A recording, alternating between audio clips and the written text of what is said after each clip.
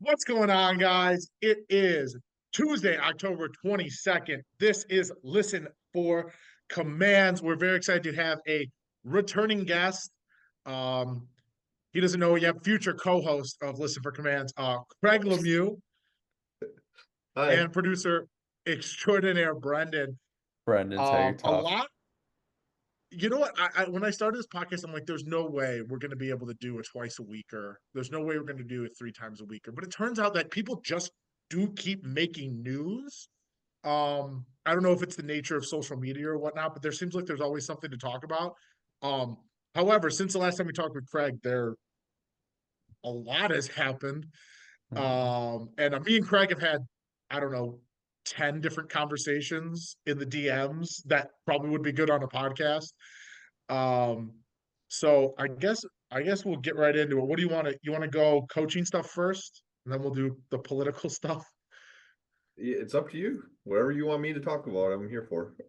Yeah, I guess we'll do coaching first, just because I think people um I think people consume a lot of coaching content because it's also like training content, Mhm. um, like the powerlifting now stuff. Um, but what I wanted to kind of start with is I want to give my outsider's view of coaching, and I kind of want you to break it down or correct me, I guess, just because like I don't I feel like it's um it's very um I guess landmine filled, right? Mhm. For especially for a lot of athletes. So because I've competed, I hired a coach. I didn't do a crazy vetting process or anything, but like kind of the way I view coaching right now is there's kind of three tiers, right? There's tier one, which is like I just start powerlifting and someone like adopts me. Right. You've seen this at meets, right? Like someone's new to powerlifting, they don't really know anything, and someone like adopts them and like coaches them for free or doesn't charge them very much. They don't have a lot of experience and they Mhm. charge a really low rate because they just want to get into coaching.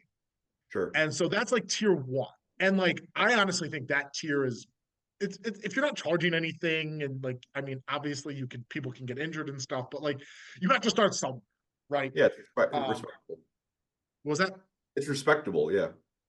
Yeah. Then there's kind of tier B, which is people who maybe are pretty good athletes, or have been coaching for a while and they kind of make it their either half time, so they're like doing like 20 clients, or they move into full time. They don't really have a lot of experience in game day situations because most local meets have no competition. You're not competing head to head. You're trying to PR your total. You're trying to do better for yourself. Even at Nats, like most people are going to nationals and are just trying to PR their total at like a cool venue with fun and stuff. And then there's tier like C. And tier C is, I think, where the issues kind of are all at right now. And it's like, or what that you perceive as issues right now. And that's you have people who are like, there's such a wide spectrum of tier C. They're like professional full time coaches. Some of them have broad handling experience. Some of them are just athletes who got into coaching. Like I'm not going to name names, but there's a pretty high level athlete who I know, or not high level, but like a lot of potential. And they were working with a coach and now working with a new coach.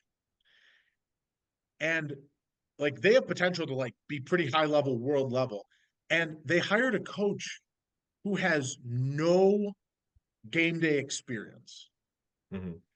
And so Worlds is all about that kind of that game day thing. And so I guess it's like they don't really have that foresight to kind of uh, get kind of hire the right coach. Like they could have had the pick of any of the top tier coaches. So I guess what's your perspective on all coaching in general? It's almost like they might have been manipulated, huh?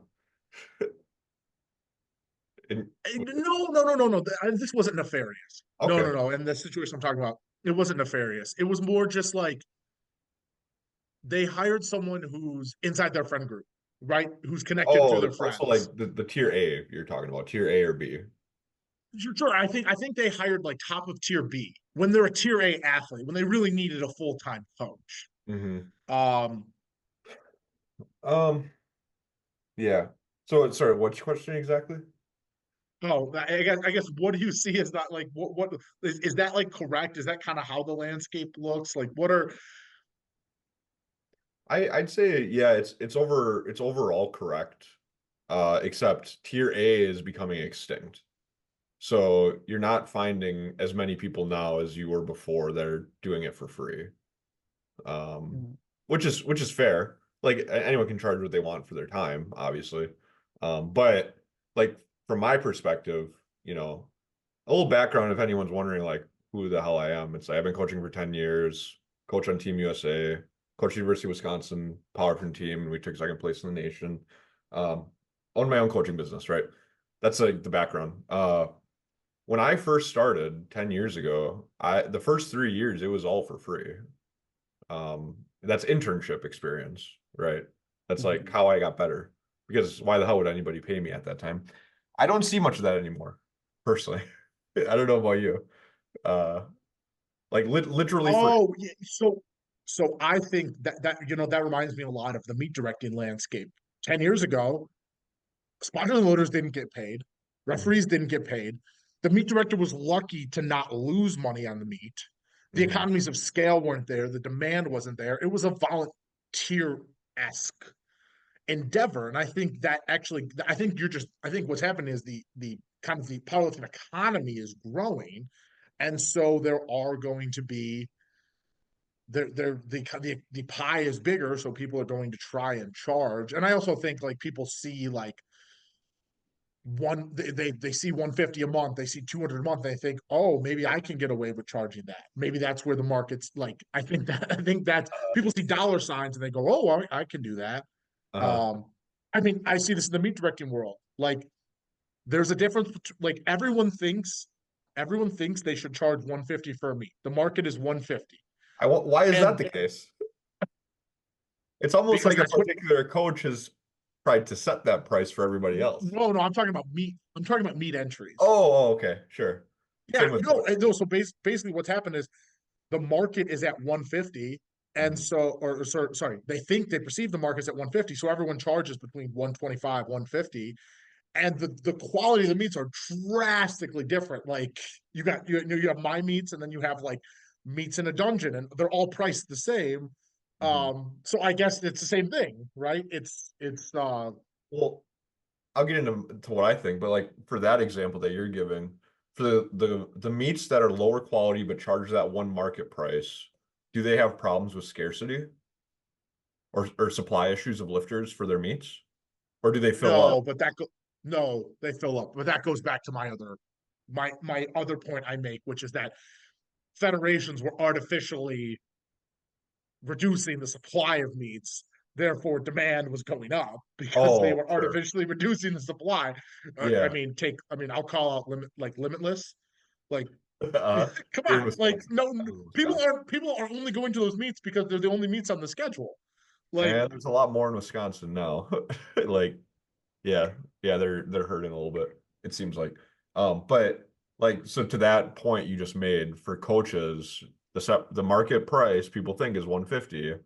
And I would go as far as to say is 90 to 95% of coaches who charge 150, they don't have full rosters. They can't fill it. So they're charging higher than the market perceives their value.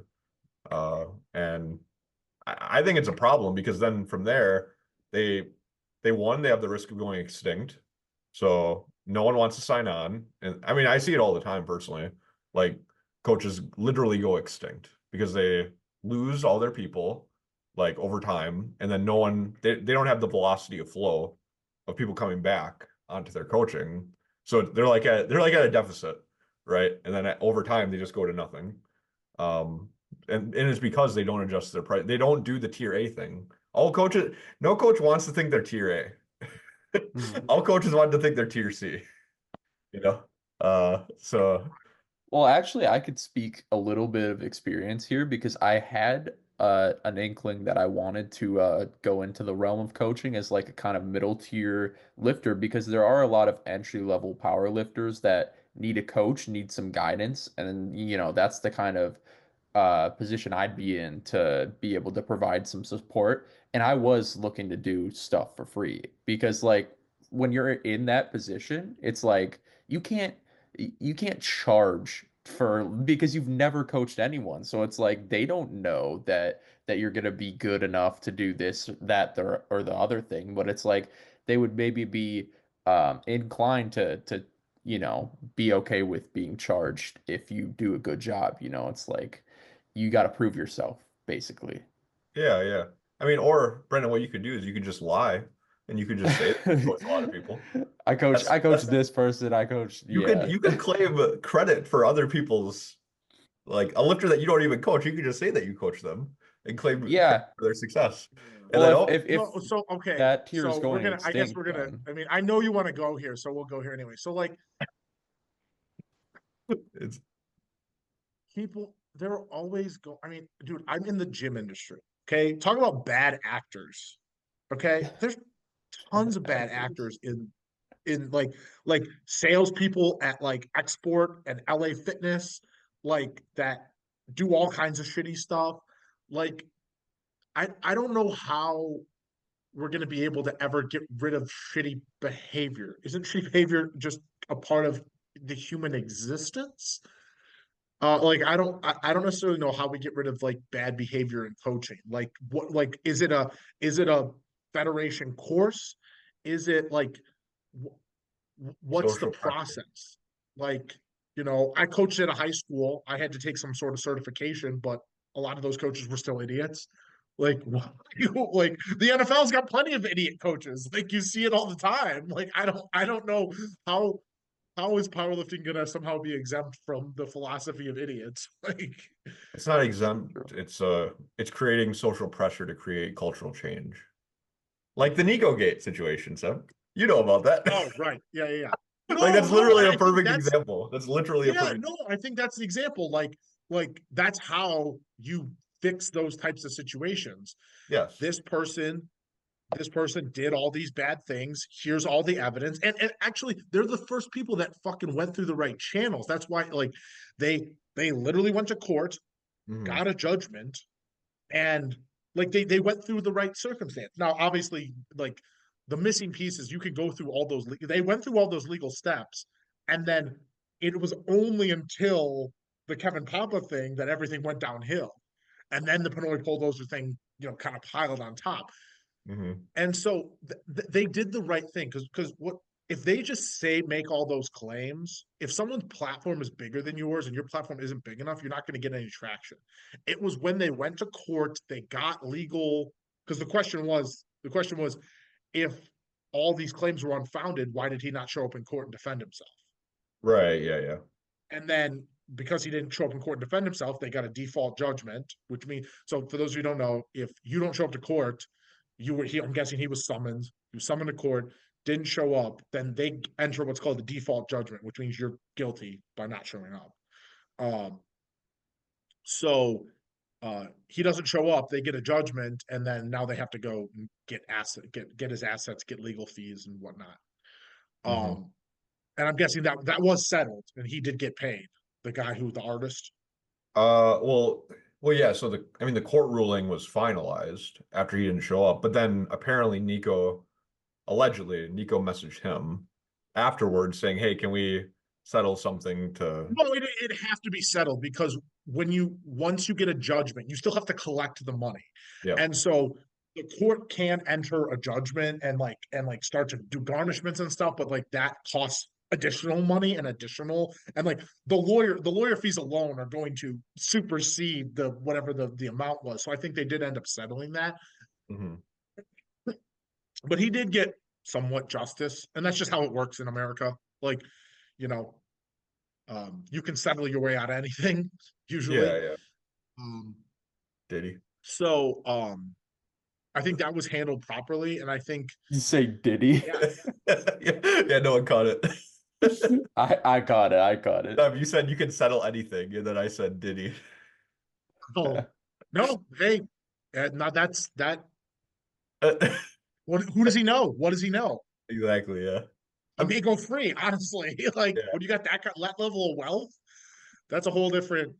And there's all kinds of conspiracies about. We're not going down the Diddy train, Yeah, um, yeah. but or the Diddy baby oil slide. Sorry. Um, Well, okay, like Hilarious. going back to like your original question and then your second question, it's like, well, the tiers. Tier A is becoming extinct. Everyone that's how thinks, I broke it down. It's really more of a spectrum, but yeah, I broke it down into kind of well, tiers. I like your guidelines. Let's go by those. Like tier A is going extinct. Everyone thinks they're tier C, which means that there's a 95%, coach, like full-time coach who isn't actually a full-time coach kind of thing. Because everyone, like the tier A coaches think they're all tier C coaches. Um, then yeah, from there you just get this like chicken with their heads cut off sort of fight within the coaching world about lifters and entitlement and how much we should charge. Like other coaches telling other coaches what they need to charge, right? Like, Yeah. Okay. So here that is so you can say whatever you want in America, and especially on Instagram, you can really say whatever you want. And so if you don't think, I mean, obviously in the business world, so pricing's a big deal for me on in every front.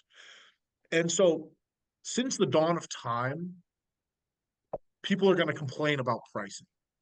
mhm. And for the rest of time, people are also going to complain about pricing. We live on the world in the year 2024, and people are going to be price sensitive. We exchange currency. We live in a capital economy that's not going to change.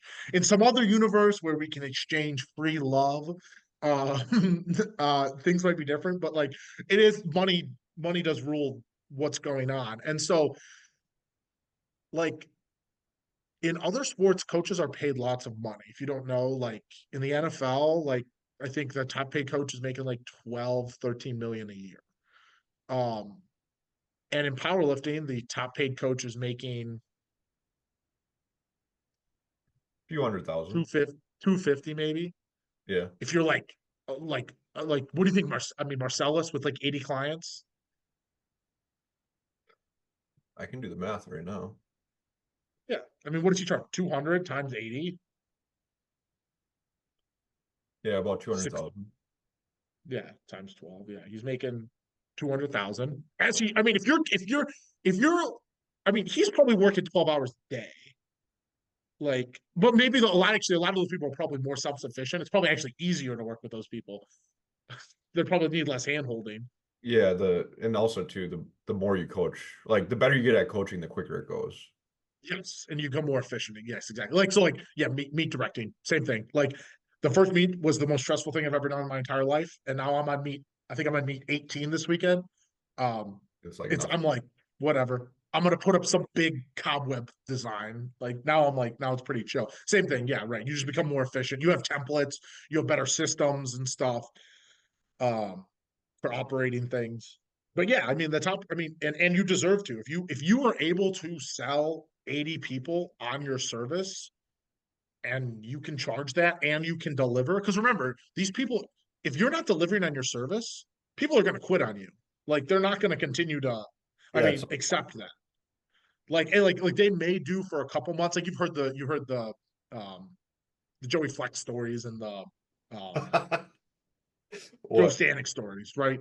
You've Uh, heard those stories, and no, I mean they're no, people aren't. You're not going out of your. Multiple people aren't going out of their way to disparage someone.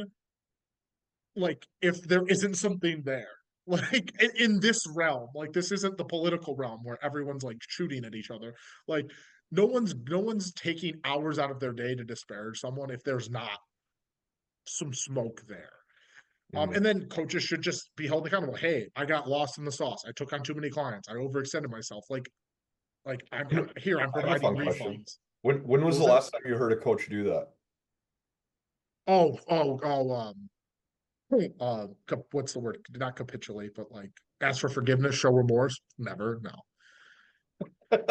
No, Isn't that concerning? that hurts. That's not, well, no, honestly, that would be good for their brands. Yes. Like if they had those issues in the past, I would just say, hey, dude, It's I got overwhelmed. I got too many, like, how is that not good marketing? I got overwhelmed. I had too many people who wanted my product and service, and I wasn't able to fulfill it. I apologize. I'm taking these steps to better fulfill the services. I'm bringing on these additional people. Like, yeah, how is that like? I guess people don't think like I do, but like, how because is that not like? How is that not good? That sounds good to me. they all think they're tier C coaches and that they can't do any wrong. That's but yeah, you're right. It's good. It would be good if they did that. It would be good if they did that. How does that? That doesn't hurt. You just go, hey, I was too good. I'm sorry. I was too good. Like it's like when my gym gets busy, when my gym gets crowded, I'm like, I'm sorry for doing a good job. Like, what do you want me to what do you want me to do? But I am taking these steps to help mitigate the crowd. Like, Yeah. same deal. Um, but yeah, I'm just trying I to make a point on like what I'm saying where like coaches in general, like for example, I had a lifter, I program every single week for every single one of my lifters. Um, we talked about moving an exercise to a different day last week for this week. I made the program this week and I forgot to do that. He messages me on Monday like, "Hey, I thought we talked about X, Y, and Z." I literally say to him, "Oh shit, so oh shoot, sorry, I forgot. this is very friendly. I'll change that now." And I change that now, and then it's like no problem.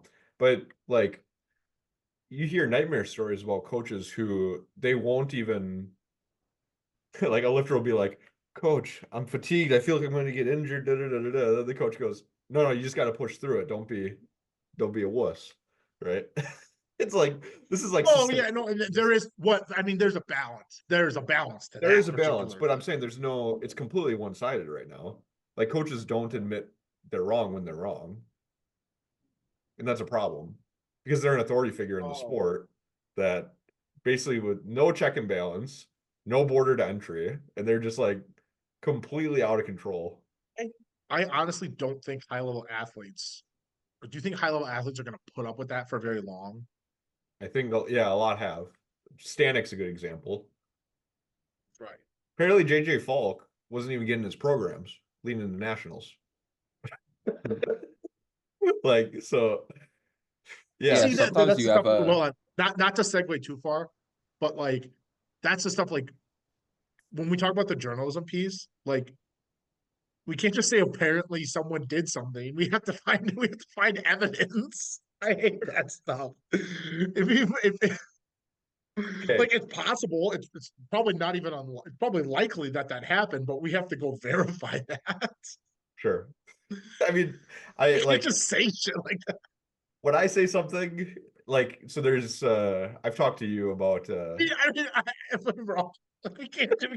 We have to go talk to JJ. We'd be like, hey JJ, is this true? what Okay, do you have evidence that this is true? If not, like we can't report that. sure. Yeah, I mean, when Joe, I do you have comments? Is there a reason? Did your grandma die? Like, you weren't, you know? oh yeah, well no, apparently he's always like, yeah, I got into a car accident, then he's off in the Cayman Islands. yeah. Okay, yeah. No. I guess Joe Stanek we can shoot shit like that on, but Uh, like, I mean, he's still coaching Perk, right? yeah. I mean, did you see the argument I got into with Austin about that? Or Okay, well, so that reminds me of what I just talked about, where it's like, just say, yeah, Joe fucked up, but he's doing a good job for me, so I don't care. hmm yeah, Like yeah, that's it. Like, dude, I would never once in a million years ask Austin Perkins to drop Joe, given the success they've had. You can't, I would never in a million years. I mean, Joe would have to kill someone for me to be like, you're gonna end one of the greatest runs in powerlifting history. well, what if Joe scammed tens of thousands of dollars from many people in the powerlifting community? You know what? You know what? You make a fucking good point. You make a little bit of a good point. Okay, Yeah, I guess that's like, but like you're asking. God, that is you know so he scammed fucked. me? Do you know he scammed me? Do you know about that? I don't really know. Okay, there we go. Now we have firsthand accounts and evidence. Like I'm like first-hand testimony. You're asking for like verification. That's hilarious. And like, But then you got to get their side too. Like if you're trying to do the journal, we are going to get into the journalism piece for sure. sure. Yeah. I mean, for your, okay, back to your coaching thing. I've talked to a lot of people about this recently. I don't think Joe Stanek is a great coach. There's nothing there's nothing to me that shows that, oh my gosh, this guy's great. Other than Austin Perkins and people who are naturally amazing. Keep in mind, Austin Perkins set one of the highest totals of all time doing a beginner program.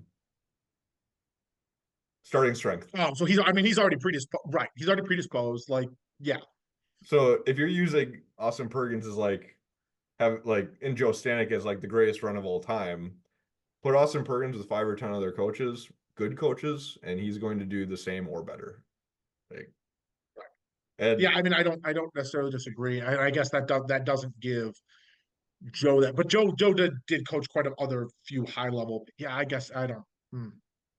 I mean, I don't look know. at I don't know what metric. Because like remember, everyone thought Bill Belichick was the best coach. yeah, and then Tom Brady left, and And then then Tom Brady left, and then suddenly he's, yeah, I mean, I heard him. So if you guys watch Monday Night Football, there's an alternate broadcast, which has Peyton Manning and Eli Manning, and now Bill Belichick is on it. And I'm listening to Bill Belichick talk about football, and I'm like, ah, well, okay, it's funny because and obviously I'm not a fan, but like Steve Genovi talked about this recently with Natalie Richards. He said something like one of my lifters sent me a clip. It was on Powerlifting Now. He was asking Sean Noriega and someone else, hey, do you guys think I did a good job with Natalie? And then they say yeah. And then he says, everyone is like dismissing me because she's such a good lifter, but Bill Belichick is considered the best coach of all time, and he had Tom Brady and stuff. And it's like, I think Bill Belichick was a coach. You probably know this. He was a coach in the NFL for 20 years before Tom Brady, I think, right? Mm-hmm. And right, he got fired from the I'm asking Browns. Seth. Yeah, he got fired from the Browns. Yeah. He was a coach for 20 years, and he was mediocre at best. And then he gets He Tom was on a Brady. lot of great staffs, right? Yeah, then he got Then Tom he gets Brady. Tom Brady, and then he's the best coach of all time. And then Tom Brady leaves, and then he's mediocre again. So it's like, is Bill Belichick actually good? Well, we talked about this with Denobi. It's like if the key to his success is to white lights. I'm not trying to crap on. I'm not. Yeah, I know. I'm not trying to crap on That's Dino. the secret sauce. I mean, listen. I am never going to, as a business person, I'm never going to I'll shame him, but like, I'm never going to shame like the fact that you were able to develop this thing that people listen to that generated leads for your business. Oh Like, no, yeah, I'm not. I'm that's not good trying to shit. crap. Like, No, he's a great marketer. Obviously, I'm just making a broader point that if you can't if you can't make a 400 dots lifter progress, but you're doing well with Austin Perkins, that doesn't tell me you're a good coach, like at all. Like, right? Yeah, I guess I don't like what does. I mean, what makes a good coach? Like, obviously, I mean, I think progression is the easiest thing to measure. It's an easy thing to measure, but yeah, like, it's progress. you're really not going to give Joe credit for Austin's progression because Austin has made crazy progression. I mean, I can't discount that. I can't say Joe doesn't get credit for that. Now, does he need a couple other sample sizes? Yes, but if he gets, I mean, is Angelo not a sample size? Do you take that out of the sample? No, Angelo's doing better under John Sung. That helps my point. Yeah, no, I mean, okay, so there you go. I mean, that's kind of how I think you want to measure it. How you want to measure it is okay. So, like, I'm like you, like, how about Joe? Like Joey, I was like, some of his athletes, yes, some no, some no. Like what, like I don't know. I for the number of athletes he has, and like Alba, are you going to criticize him for Alba's success, Jesus's progress? Like he's got enough data points. I mean, I don't really think. Amanda Lawrence not PRing her total for 5 years. But is she on the other side of things? Like, I mean, he's got enough. I think he has enough data points. I No, don't. I mean, no, I mean he has enough data points negative too. To say that it's not Okay, so he just has a big enough sample that for here's what I'm saying. Like for worlds, right? You have Alba, and then there was the 120 kilo Reagan that Circus. yep, Denmark guy. Amazing performances, obviously. And you can say like great job, Joey. but for everyone, like there's a really lackluster performance that the lifter just fell off the mat. Unfortunately, that was coached by Flex. Like it's like saying Haley Hunter or Austin Nikolai or the Polish girl, I forget her name. I mean, I'm not like I'm only talking about these specifics in the context of the conversation. I didn't bring up Joey. You did. Again, Yeah, a no, man no, did no. not But read an article in I'm 5 saying years. that it's someone who's heavily criticized for Do you think Alba, maybe not being the best coach, but yet has kind of enough results where I'm like, I'm trying to think of a real world example of someone like that. if I have 50 lifters and 10 of them perform really well and 40 of them fall flat, am I a great coach? Wait, so you said If 10 of them are great. and 40 fall flat. I think I'm a bad Isn't coach. that, I well, think I'm really hold on, but isn't that part of the random ass nature of powerlifting? no, because as a coach, it's your job to make it not random.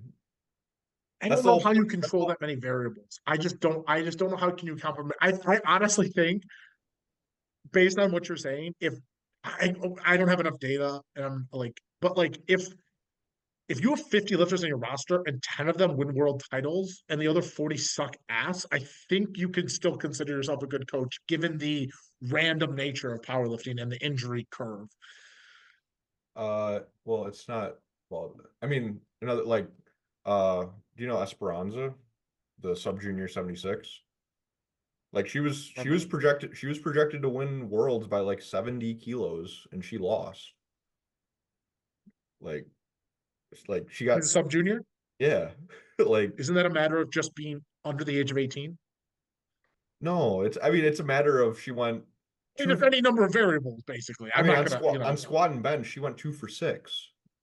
Joey was handling her at Worlds. He had full control. Like Two for these are six like is kind of inexcusable. what I'm I'm saying like for like it's not 10 world champions and 40 non-talent lifters. It's like a few world champions, and of those world champions, a lot of them don't even progress, right? And then on top of that, a lot of lifters who are really good and should be world champions but aren't. Like that's how I look at it.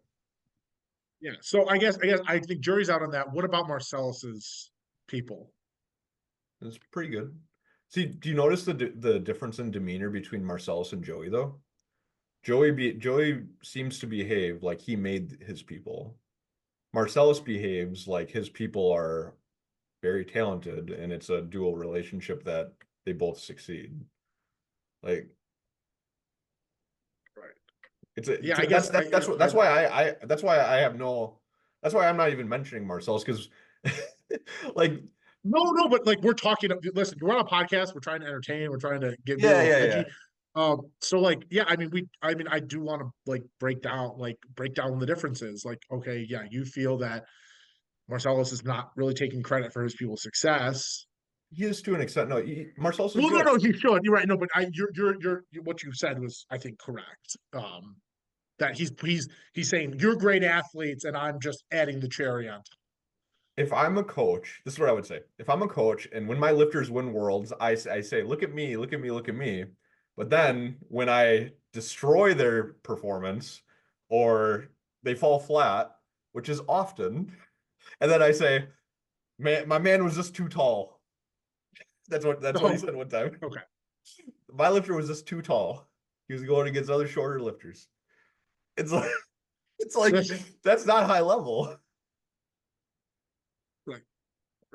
That's that's low level, actually.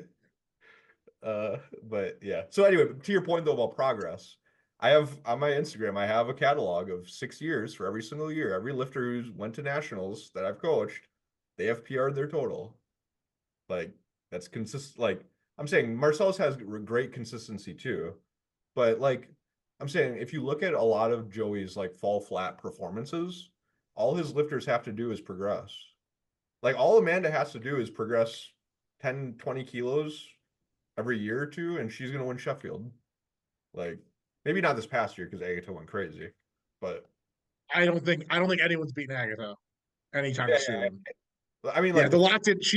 like you follow basketball. A little bit. She's the Nikola Jokic of like powerlifting. Like their mannerisms are the same. Just like Yeah. it doesn't matter how good you are, how good you defend them, they're still gonna hit the corner three like over your ass, and it's gonna be over. Like I guess that's a good segue because we did want to talk about Agata, and I'm Wait, can I give a disclaimer before we, because I know some people might get upset with what I've just said. This is like the purpose of me saying this is literally to protect consumers. Like I would love if coaches would debate about their skill in terms of progress. But you don't see that.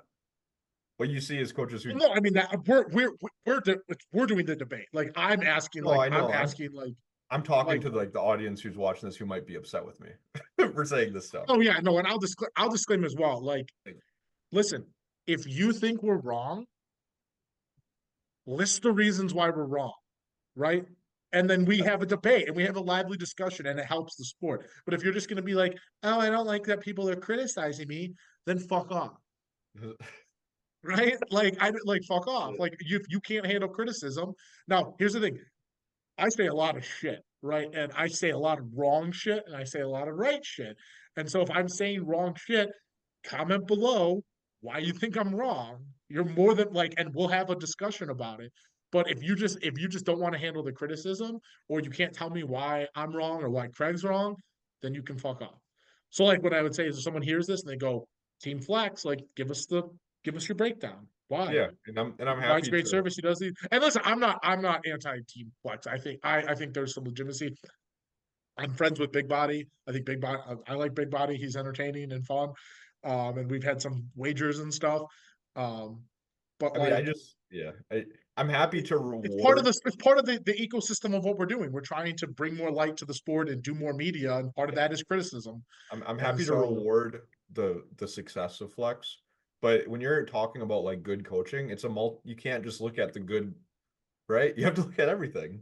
you have to look at it Like, in a and full that's what I'm doing spectrum. Yeah. when I'm Yeah. talking here. No, and I personally I've seen enough good from them that I would put them in the if there was a column, I would put them in the good column. Like Oh yeah, like if okay, this is what I would. This is another compliment.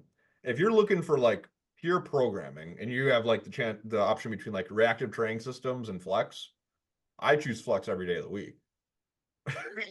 that's like every day of the week. Like yeah, like the programming is like there's some good in their programming for sure. isn't that just a symptom of reactive not getting with the times or Yeah, I think Mike is the worst coach I've ever seen.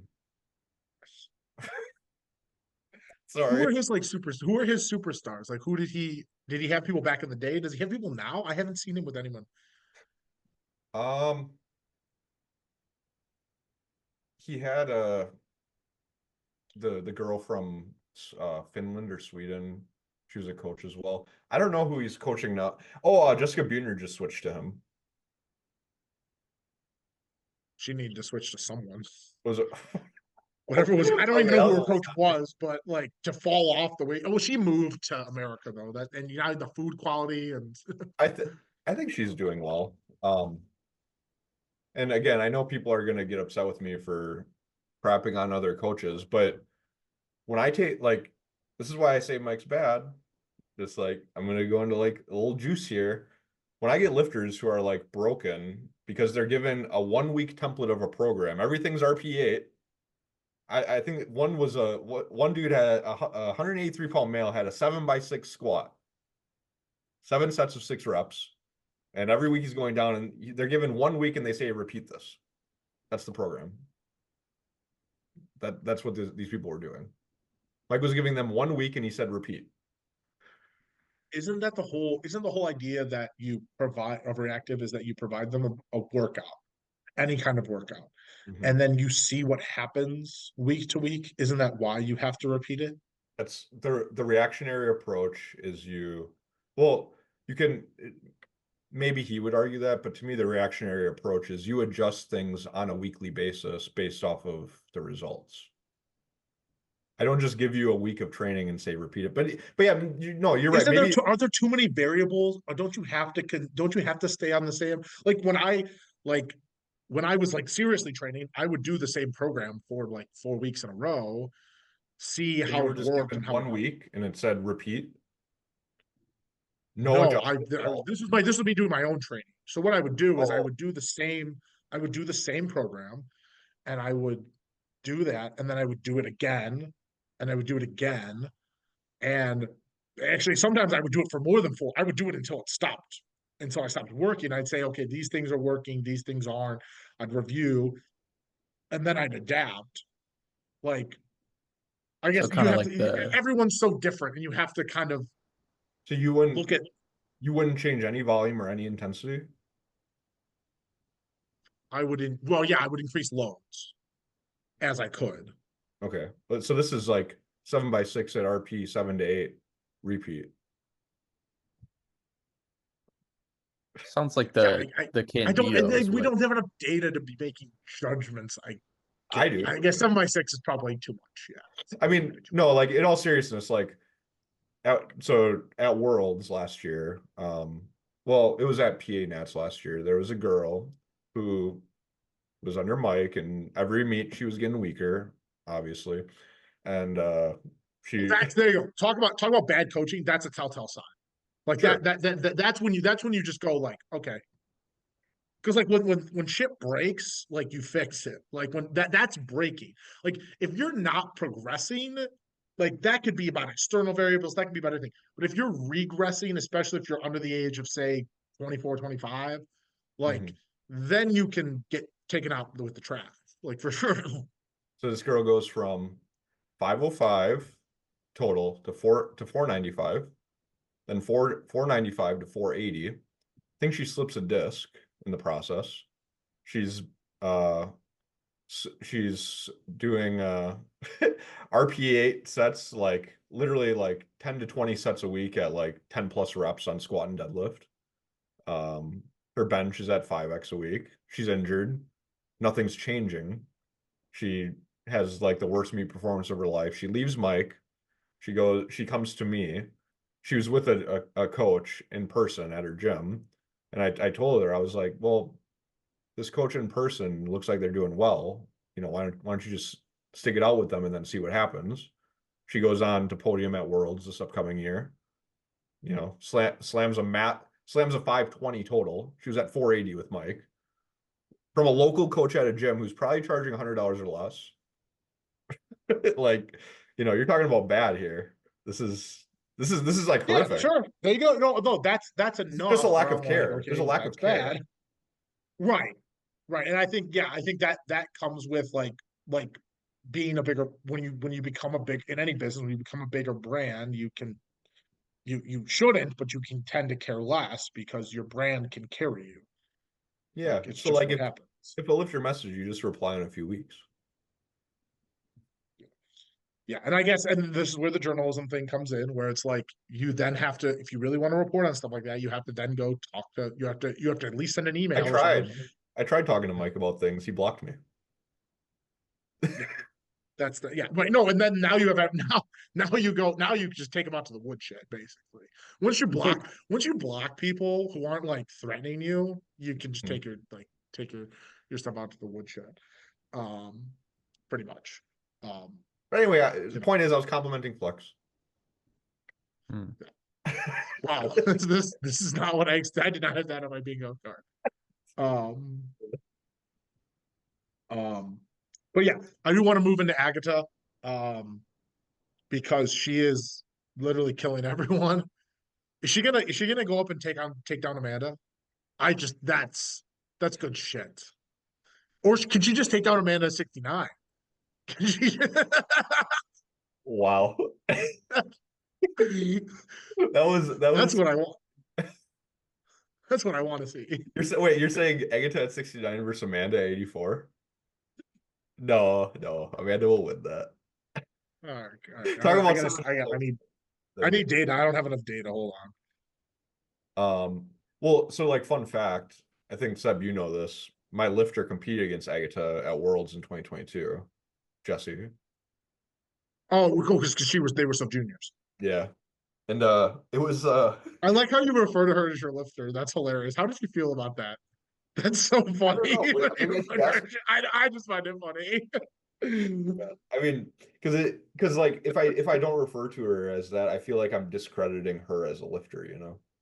Oh no, I understand why you do it. I just had to ask because that would be like that would like like I had an ex who worked at some of the meets, and that would be like me referring to her as, yeah, the table girl. Go talk to Oh no.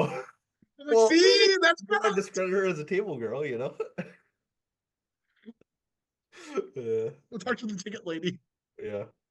But I'm saying But in this Agata, context, it's better. In this context, it's better for sure. yeah. And, like what I was gonna say with Agata was, uh, I don't know if she can fill out 84. Like if she tries. At that height, probably not. Yeah, yeah, at the height. Trying to find the total. Why does it not list the total? That's so lame. And For Agata, I think it was No, for Amanda. 627 was her Oh, one that that's not more. she just hit. So, And then yeah, Amanda dude, it's Amanda is close. It's close, 642. man. What is it? 642 was the last one she did. Agata's total. No, that was Amanda. Her best total is So- 1363, and then Amanda's best total is 1426. Oh, it's a little more than what I saw. Okay. oh, he has a good stats. Yes, we're trying to use stats. Yeah, we're pulling out the numbers here. Dude, that's the problem. We need something aside from open powerlifting. We need like an open like hello. We need an open like an actual stats page that's not open IPs that actually like delineates stuff. I mean, yeah. Like what Amanda's like due for a breakout performance. You guys ever see like stock charts? Like where Oh yeah, yeah. yeah. She's Yeah, candle. she's She's hitting the candle with the consolidating. candle. And then like Yeah, like I'm saying she's due for a reverse dead cat bounce. What's it she's been called? So the viewers consolidating out for there, invest in Amanda stock. Once we get a betting sponsorship How old is up and she? Because like there's like obviously she's 26, so she's on the other. She could probably be on the other side of the age curve. That may have to do with aging too. Like you can't be you know, yeah, you can. Kim Wolford. Kim Wolford isn't even in the top. I'm No, trying to I'm look saying for her. again, She's 43. She's 43rd overall. Like, no, I'm talking about progress. oh no, Like yeah, but it also depends on what your starting point was. yeah, I'm saying Amanda's yeah. here. Like she's Yeah, higher than everyone else. And right. she Not should be progressed. not Agata. Dude, Agata's got fucking trying to. Agata's got 40 pounds on Amanda's bench. Hmm. Well, but then Amanda has What's her best squat? Only fourth. Agata's got some room on squat. I promise. you promise? I mean, squat's always been her weakest proportionally, and it always will be. Right. I'm saying if Agata moves up to 84, you asked if Agata at 69 would beat Amanda at Well, 84. I think Agata at 69. What was that weight? What was that at? It was like a It was at 71 or something. Girl Power's not even on here yet. It was like 70, 71. Oh, I love that she does so many meets. Oh my God. I love that shit. I know you do because you want It, that's what you want. yes, because I'd like the sport to grow. I Okay. I'd like to see my athletes compete more often. What kind of sport has two events a year? yeah. Jesus competes twice. He competes twice every year. He's the greatest. He's the most watchable athlete in the sport. He competes twice. You get to see him twice. It was like seeing Patrick Mahomes twice. oh, not There's someone Patrick else in my Mahomes. office. I'm not going to go rant. No, it's fair. It's fair rant. It's a fair rant. Yes. No, I don't worry. I'm going to restart the rant as soon as they're out of the office. Just had to censor a little bit. Ridiculous. Yes. But yeah, I'm She's saying competed 1, 2, 3, 4, 5 times already oh, this year. this year. Yes. Yeah, and she has Sheffield coming up. I think she's probably done for the year though. Five in the year. That's Yeah. still not enough though. I mean, even 5 competitions doesn't.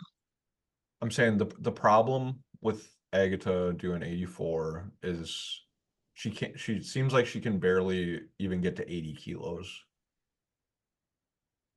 Oh, you're talking about actually putting on the mass. No, I'm suggesting her at whatever weight she wants, just killing everyone.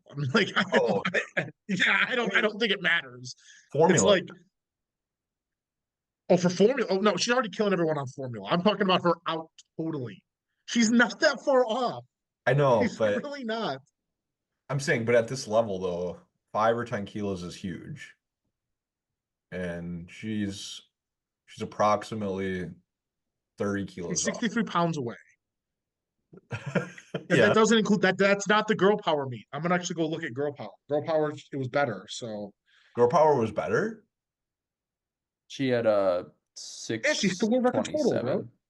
Oh, 627. Okay. I'm not seeing. 1382. Okay. Yes, 20 pounds better. So 1382. If you want to start up your sports book, I'll take Amanda at 84 versus Agata at 69 total alone. What are my odds? I You'd want sports probably, books. yeah, that would probably be the under. Amanda would be the under? Wait, no. I don't know the terminology, but it would be Dude, the there's a 44-pound spread between the two of them. That's it. There's Yeah, 44 pounds. What did she weigh in at that meet? I'm saying if They haven't posted the results up yet, but oh, she weighed in at 70. Yeah. So she had an extra 2 kilos on her body weight. mhm. apparently she only got 6 attempts during this meet too. So See, this is like the Sean Noriega Raw Nats thing, where it's like you're assuming because she got 6 attempts that she could have told so much more. I mean, Oh no, I don't know. No, I agree. I get what you're. Yeah, no. Yeah, like sure. her deadlift I was love. pushed to the max. I Her want to bench, look. I want to look at the attempts then. her bench was I don't know, maybe 2.5 kilos more. And then squat, yeah, maybe 5 to 7.5, maybe. Yeah, I see 2.5 on the bench. Let me see the squat. I'm telling you, there's got to be more on that squat. There's got to be more pounds coming out of that squat. hmm. Maybe. I mean, Maybe not. maybe not. maybe not. Who knows? I had to watch the I video. don't coach her. Uh, either way, yeah, I'll take the bet though. So So why? So hold on. Let's keep going. Why have more people not adopted 6 days a week SPD? Why is Jessica not SPD in 6 days a week? Jessica, who? Oh, my Jessica? Your Jessica, Oh, yeah. she works a great full-time job and doesn't have time for that. Yeah, did you see the post Agata made about her day? No. So this is her day. I love this. I love this so much. Where is it? It's on my screenshot. Um, so her day is she wakes up. I vividly remember this. She wakes up between 8 and 9. She meal preps, or she eats. She meal preps. She's at the gym at noon for 3 to 5 hours. Damn. Goes home, eats, does her steps, eats again, and then sleeps. That's her day. Damn. Is there anyone more locked in? Like, is there like talk about a bet? You want to make a bet? Uh-huh. Like, you want to bet against that? I'll bet Six I'm days a saying week? two weight classes different. It's not well, That's Sam, what it's she not does even gonna 6 days a happen though, week. You because think Amanda Lawrence is doing that 6 days a week? Maybe. she's already said she's not going to 69 again this Oh, upcoming. Agatha. Yeah, I don't think so. Yeah, So yeah, right. our bet can't even happen. Yeah. No, I think. God, no. You're right. I don't know. That it. There's a thin enough spread where the right set of circumstances. That's Amanda's PR too. Like Amanda would have to PR, and Agatha's pretty good for a PR every day. Sure. Um, yeah, Hold on, back to my question. Obviously Jessica can't do it for practical reasons, but like, why have or people, why is it working? Why have more people not adopted something similar? Because Why did they decide that suddenly that was is that just the most she can possibly do? probably. Yeah. I mean, you need a day. I think you need a day. I think that's for mentality. You probably need a day off. I mean, do you know about the Um, history of like with the Bulgarians and stuff? This is just Bulgarian method almost. okay, so I'm gonna talk like I don't know what I'm talking about real quick because Okay. I think it actually helps in this scenario. So I coached football and track, and I always had this philosophy that basically a lot of people in the gym world too, a lot of people want to come into the gym and they want to do like med ball rotations to help with hitting a baseball. They want to do like ladders or stuff. They want to Mhm. do things that don't have to do with their sport to get better at their sport, right? Yeah. And so the best way to get good at anything is to actually do it. And I think what's happened is whether or not that this is their logic, I think what's happening is they are actually doing their sport and they're just doing it more often. If you just take more swings, you're going to get better. And I think that's kind of what has ended up happening. What's happening is they're going in and they're hitting they're just doing they're able to do more of the thing that they need to do basically. Sure, yeah. And so some days they're not hitting, they're coming in some days and they're doing 50%. And they're doing what they can on certain days, but I think you're actually practicing the cadence. So you're doing your squat first, you're doing your bench second, you're doing your deadlift third. So your fatigue is kind of more in line with how you actually feel on a meet. I Mhm. mean, I noticed that I think I competed a couple months ago. I lost like 80 pounds on my bench because I just wasn't prepared for. I never had squatted in the bench, so I just wasn't prepared for the fatigue. Mhm. And so there's so many things that seem to. She just gets more swings at it, Yeah. basically. Yeah, I have a really fun point on this, to be honest. Like you're just arguing specificity. That's all you're arguing. Oh, is the gym blowing I'm up? not arguing, I'm not arguing anything. No, someone's walking by. No, you're arguing that more specificity is good, which I agree with. Yeah, so I'm saying what you see a lot in the West, particularly in the United States now, is this coaching philosophy that's like shifting towards a heavy emphasis on like accessories. Mhm. The meme, like do your Oh accessory. no, I think well no, I think she's doing both. I think it's everything. But so this is like literally my coaching point that I literally talk with like lifters, particularly lifters who switch from coaches who were like heavy accessory based. If you give me the squat, bench, and deadlift and all the variations with that barbell movement, I will be able to make, like, as a coach, I will be able to program you progress. But those, if you limit my specificity and you give me any accessory in the world, I can't guarantee shit. Like, Mhm. so, like to your point, you're Yeah, right. sure, right. Because Like, you're not going to you can't. I would Like like to know how much accessory she's doing because I could see it being none. Like, when I say accessory, I mean like a tricep extension, or I don't Yeah, mean like a compound variation. I well, feel she like says she's in the those gym for three to those five hours, so I'm guessing she has to be doing some accessories, and she's got a lot of muscle mass, and I'm saying, it's but like, probably hard. but the counter argument to the accessory argument is basically when you're benching, or like when someone is benching, say like a super wide grip bencher, how much tricep mass do they actually need? Because they're not using the tricep as much. yeah. No, and so interesting. Not to segue, but so look at a marathon runner's physique, right? Mhm. How do they develop that physique? Just running so much, so Running, often. Oh like yeah, they they didn't. cannibalize themselves almost. Your body is going to evolve to meet the demands you give it. So Yes. when you give it demand, that's so interesting. When you give it demands like accessories, which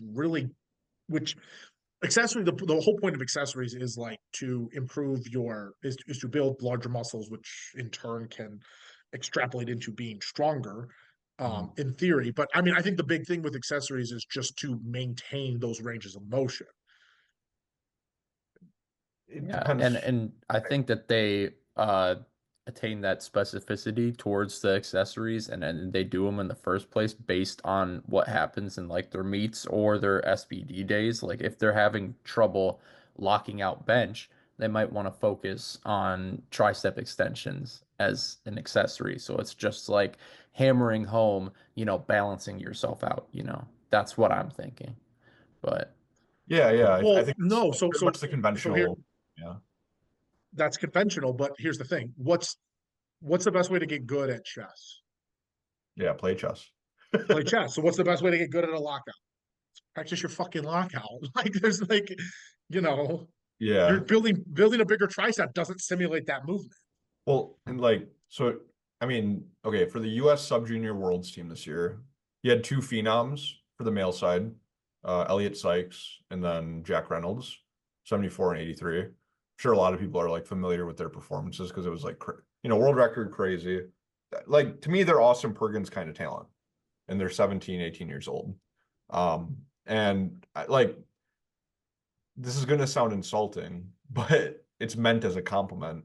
When you see them in person, you would never guess how strong they are. yeah, that's the case for a lot of powerlifters. Yeah, it's like so that the question is then what what is the efficacy of actually putting on the more mass?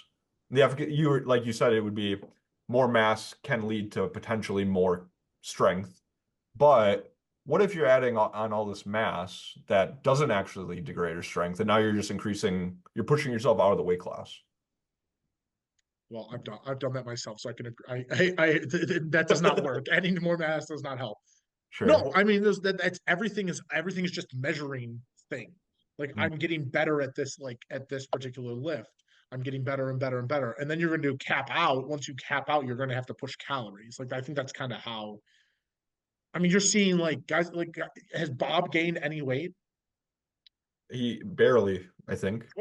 Barely, right? And Yeah. he's still doing what he's doing. So like I think that also just shows like basically what's happening is we don't have a large enough sample size of the human potential, basically. So we're looking at all these things and we're going, oh my God, these people are insane. How do they keep progressing? And the thing is, like, did Bob start when he was 14? Did he start lifting when he was 12? Like, you know, what Mhm. happens if he did? I don't think people have a long enough training horizon to really determine what we don't start people young enough, basically. Yeah. I mean, well, can I go back to answer like your original question? You're saying your question was why don't more people do it? What Agato's doing. Right. And I went on about the accessories because my point was going to be a lot of Western coaches don't believe in it. They don't believe in hyper specificity kind of periodization models. So like for example, like this it's literally coined Western periodization. So they believe like it was basically founded by Lou Simmons, our GOAT, obviously. Uh you have a max effort day and then you have a dynamic effort day. Now obviously we've moved that around more to where you have a primary day and then you have secondary days. It's like similar concept, right? But a lot of Western coaches believe that on your primary day there needs to be a certain level of intensity. It could be like RP 789, whatever it is, right? But that intensity actually burns you out. So you're not able to do that kind of frequency that Agata is doing. Like you said, Agata's probably doing like 50% deadlift days, right? Like she's doing it And SBD. that's not good for Instagram either. Right, yeah. I'm saying, but like if she was going in and literally doing something with such high intensity, the rest of her week could get burned, you know, to the point where it wouldn't even be worth it to do it. So that's sort of my point. That's why people in the West don't do that, which I disagree with, by the way. Yes, I think you're gonna. I mean, trend is trendy. I think you're gonna see a lot of people start. I might even start to like fucking do that shit. But, Wake up at 8, smack a breakfast, come in. I mean, It's well, super because busy at the gym, so I haven't had the time. But in America we do have a few examples of like full-time powerlifters, like Agata. Like I'm saying, like they're dedicating their life to training to compete. Like they don't have the external work stuff. Yeah. right, stress is the big stress. I mean, stress is the when any kind of stress is a huge external variable. And I'm saying none of them do that high frequency model periodization. None of them. I mean, that's kind of the case with like almost every sport when you start up. I mean, think about football when like Jim Brown was a GOAT, like he was playing against part-time plumbers. Like he might not have he Oh, might have been right. Oh no. one of the only people who was like doing it full time, just like Agata is now. So Yeah. Yeah. I mean, yeah. I mean, I'm actually really passionate about this topic because it's basically Eastern versus Western periodization, and the West has this model of like you go in and you do a hard day, and then you chill. Like mm, you have your secondary or tertiary days, but they're sort of fried, right? yeah, yeah, that makes sense. And then Agata has the opposite. All right, what do we got next? Um, oh, Jawan. Oh, we gotta talk about Jawan. Okay, I have to look at my Instagram poll. Did you get the screenshot? No, so You're talking about no reporting one. here. This Oh, is a big one. so everyone. I've heard multiple people like trying to find it, trying to get it. I think what happened is everyone was so blown away about what happened that they decided they didn't screen record it because they were like, oh my gosh, he's shooting up on a story. Like someone's gonna screen record it, so I don't have to screen record it. Like, that's what happened. That's Everyone was like, literally what, someone will get it. Hey, someone will get it. literally what someone messaged me. He's like, I shared this with my friends, but I didn't screenshot it myself. That's right. No, I think that's exactly what happened in our group chat. Someone shared it, and then we were like, ha ha ha, like that's crazy. Hmm. So basically, it started with him taking pictures of needles on his story.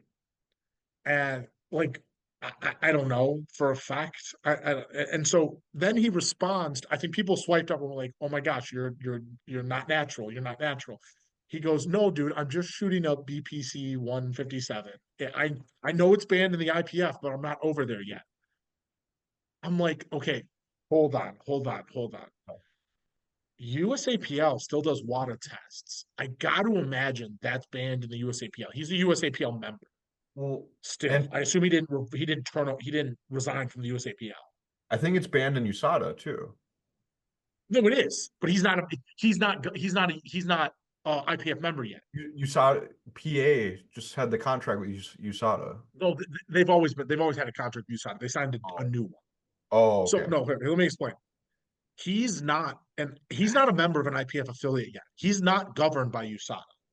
sure, So he can do that. However, I do believe you cannot sign on to PA and you cannot be part of a WADA affiliate if you have in the previous 7 years taken any banned substances. So if they have evidence that he took a banned substance in the now this is I'm just I did not do enough background on this, but I'm that sounds right to me that you can't even if there's evidence they can use that against you to say hey you even if you pass the test it doesn't matter.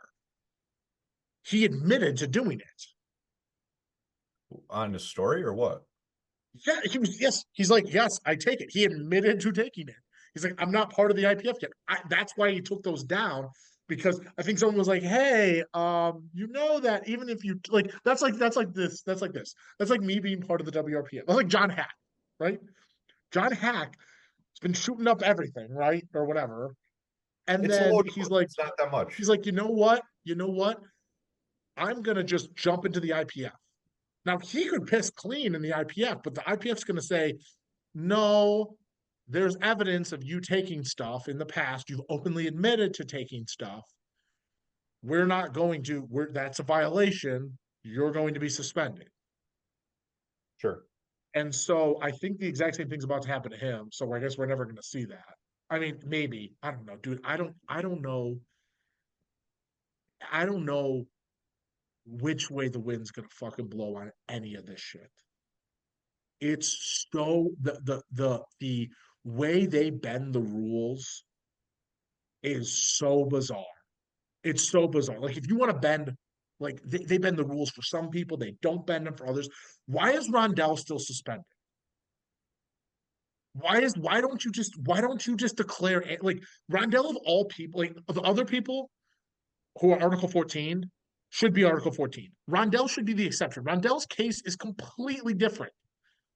I'm not too knowledgeable on the specifics. Okay, so basically what happened is Rondell was part of the Trinidad Federation. The Trinidad Federation held elections. The non-incumbent won. Okay. The person who was the incumbent basically said, "Nope, we won.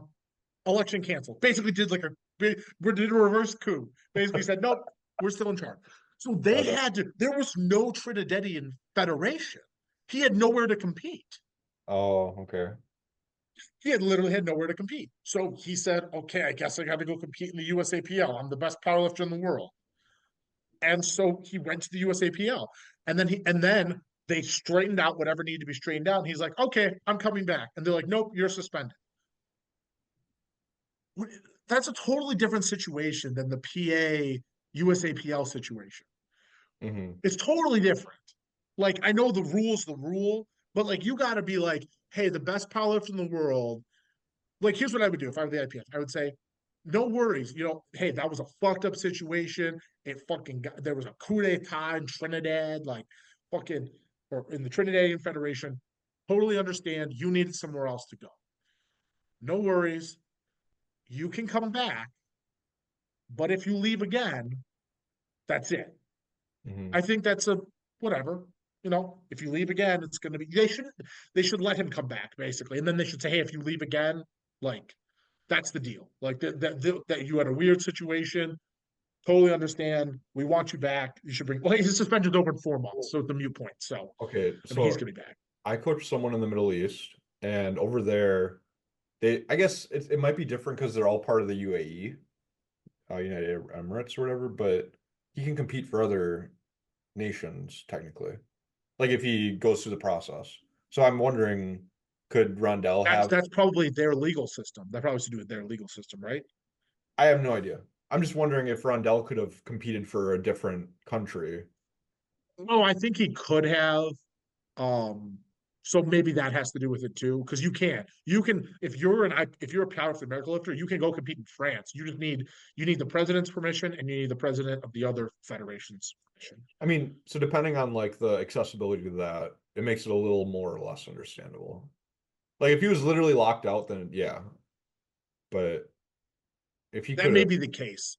Yeah, no, you know what? I think you know what? Because he could have gone USVI, he could have, but accessibility being in Trinidad, no. yeah, Mm. I'm okay. Okay, but anyway, that's interesting. So you your point though about Juwan. Well, my point is that I don't know. They may bend the they may do it. Everything is a legal thing too. Everything's like because when you're like under USADA and WADA, like people have rights, like athletes have rights, and so if you weren't governed by them, like Hmm. it may go a certain direction. He may. I think it just makes it super messy, and like obviously it's just really poor judgment. Why do Hmm. you need to show that on your story? If you're doing that, what other substances are you doing? Like, just it's not surprising. Oh yeah, he has bad judgment. Okay. So this sort of like I don't know what to say here. I have like some juice that I'm waiting, obviously, to expose. But like I'm what I was We just pause. Should we pause? Should we pause and see if no. Wait, what? we pause the recording and then No, no. Uh like Okay, I'm just okay. I'm just saying as a natural lifter, I don't know of any like actual natural lifters that even have syringes. right. Like it's so perplexing to even be in possession of those. Yeah. Well, he had it for he was taking a recovery drug supposedly, like, I'm saying and even and it for is a really potent recovery drug. That's why it's banned. I'm just saying I don't care if you said he was taking vitamins. I've never seen a true Yeah, natural lifter right. There you go. Yeah, yeah. have all these syringes to do this Right. So themselves. it's suggestive that that's like not the only I thing mean, that he's so dude. I mean, the dude. I mean, it's one of those things where like we're not allowed to say he's natural. He's not natural, but like, dude, he left the meet early. Like, Wait, what mean? he got DQ'd from a meet. He left early. It's in his records. It's in USAPL records. Really? Oh, I Yeah, he left remember that. USAPL made for him. Yeah, come on, dude. Like this is like it's one of those things where it's just Oh, I'm like sorry. I'm so out of the loop, huh? no, I mean no, it's not no, I'm not blaming you. No, it's just like it's one of those things where I'm just like, what the like not you, but like in general, what the fuck like What's his last name? why are Juan. we like stay over there. Stay with powerlifting, whatever you are now, whatever federation it is now, the third iteration of that. Did Yeah, I? no, I remember that around the time that I did my first meet because I think he might have competed at B&W with me at one point. Oh, okay, Oh, was right. that So it B&W? might have been because he's from Illinois, I think. Oh no. Oh no. Yeah, Is he gonna so come try and do one of my meets? If he comes and tries to do one of my, that'd be so funny. Okay. He has to be. He has to qualify here. I think what happened at his other meet was that he crashed out at one of the judgments and left. He Like wa- he got really pissed about If you get something that red happened. lit I was at a local meet this weekend. If you get red lit at a local meet, you must have been really bad. Judging is not strict at a local level, and it shouldn't be. I Like mean, sometimes it's just poor judging though. Sure. Yeah. it's not. Well, Either way, it's not justifying what. no. I'm telling you this: the people who are judging my meets and the people who are judging on the local level, you have to be bad to get red lit. They are not going to red light you unless it's really bad. I promise. No one wants that controversy. They are going to white light you if it's borderline. You're Sure. gonna upset a lot of people with the who's gotten red lights at local meets with that one. I've never seen someone get red lit at a local meet that didn't deserve it. I've never seen that ever. It Oh, doesn't happen. It's Oh, kind of you were the true. one person that it happened to. No, okay, these people are volunteers. They're not out to get you. Maybe the old school. Hold on. I take it back. Maybe the old school USAPL people, not the people at my meets. The old school USL people will red light you for fucking looking at them weird. Like they're oh, so crotchety. So I literally have a speech I give my referees. I go, listen, your job is to enforce the rules. Okay. This meet is not about you. And I also pay my referees really well, so I can do this. I'm like, your job is to call the rules. mhm. You're not to bend the rules in any way. But this meet is not about you. And if it becomes about you, you can go somewhere else. Like it's Yeah, not. that's If a lifter has a problem with you, they come to me and talk about it, and I'll talk to. I'm the third party between the referees. Like you don't go to talk to the referee. You talk to me. I talk to the referee. Everything's on a live stream. Everything's recorded. I can see exactly what's happening. Like wait. Did Juwan do NAPF? no, that would be crazy. No, I have it's right here. It's oh USPA NAPF. It says North American Championships in the database. I'm like, but wait, so the DQ is that like a year ago you're referencing? It's on there. It's on his open powerlifting. I mean, there's multiple. Right. No. Yeah, right. No, I think they're all. I think yeah. Okay. Yeah. Wow. Um, okay, I have a fun pushback question for you. Yep. So I'll start with a story. When I was at Worlds, this person or this story that I'm going to break, probably sometime within the next 6 months, of a higher profile lifter, USAPL, and coach who potentially is switching to PA. When I was at Worlds, I was asking people if they knew about this, and almost every single like moderate profile coach knew, but they didn't. But they're and about half the time they said to me, "You should really say something about that." And I said, "Well, why the hell don't you say anything about it? Why do I have to be the one to say it all the time?" Like, so the point is there is a higher profile person formerly in the USAPL right now who, let's just say, has openly admitted to taking banned PEDs, and like there is a recording of it out there, like literally saying it. People higher up know about it, and nobody's saying anything. So what do you think should? Higher up, as in they are Uh, employees of Powerlifting America or on the no, board of no, Powerlifting America. no, not necessarily employees, just like full-time coaches. That's what I would say. Okay. I mean, so I'm not super familiar with the mechanisms for reporting, and I know I'll there is a report, mechanism for reporting, and yeah, I I'll think report to I WADA. think if you are a Powerlifting America member, you are a mandated reporter. I want to say Yeah, you might be WADA. required to report that. If you Mhm. know that, you might be required to report it. So you admitting this on a podcast is probably not good for you because now you're probably required to report it. No, it's fine. I Um, want to report it. no, I mean, like you may be obligated to report it like immediately. Yeah, yeah. That's so weird though. I hate that. You shouldn't be. That's like, yeah, it's weird. Regardless, the point though is like when you're talking about Jawan here, again, going back to like social pressure, there's like this is how the Armstrong scandal happened. Like everyone knew, and no one's saying anything. Well, no. So hold on. This is different because he is not governed by Powerlifting America. Powerlifting America cannot do anything. Okay, but let's say he It's planned. like it's like that kid who hit Kevin Papa. No, I know. Let's, yeah, The kid is a Powerlifting America member, and the problem is Powerlifting America can't do anything because he wasn't governed by them at the time that incident happened. Kevin Papa pressed no charges, so like well, that's what happens when you don't press charges. Is now you really can't do anything. there is something with that though. You're talking about Dante because I Yes. helped handle him in APF actually, even though I also talked about the story publicly. No, so something interesting with him, I think he actually qualified for Worlds and they knocked him down NAPF. I don't know that for sure, but based off the rubric to qualify for Worlds, I think he hit it. He hit the secondary selection criteria. He had a PED. Didn't he have a PED pop on there as Uh, well? I didn't know about that. I I didn't. I'm just saying. You're saying like I'm saying. I think that's what PA did. They knocked him out of Worlds. They pulled him from Worlds, and also at Interesting. NAPF he missed body weight, and then like That's crazy. I'm saying so. But I think that's what they did. They yanked him from Worlds. Well, that's another. Those criteria are like I heard they posted the criteria at like the last minute, and like didn't really like. And speaking of criteria, we're going to talk about Sheffield noms too. Um, like criterias need to be open, objective.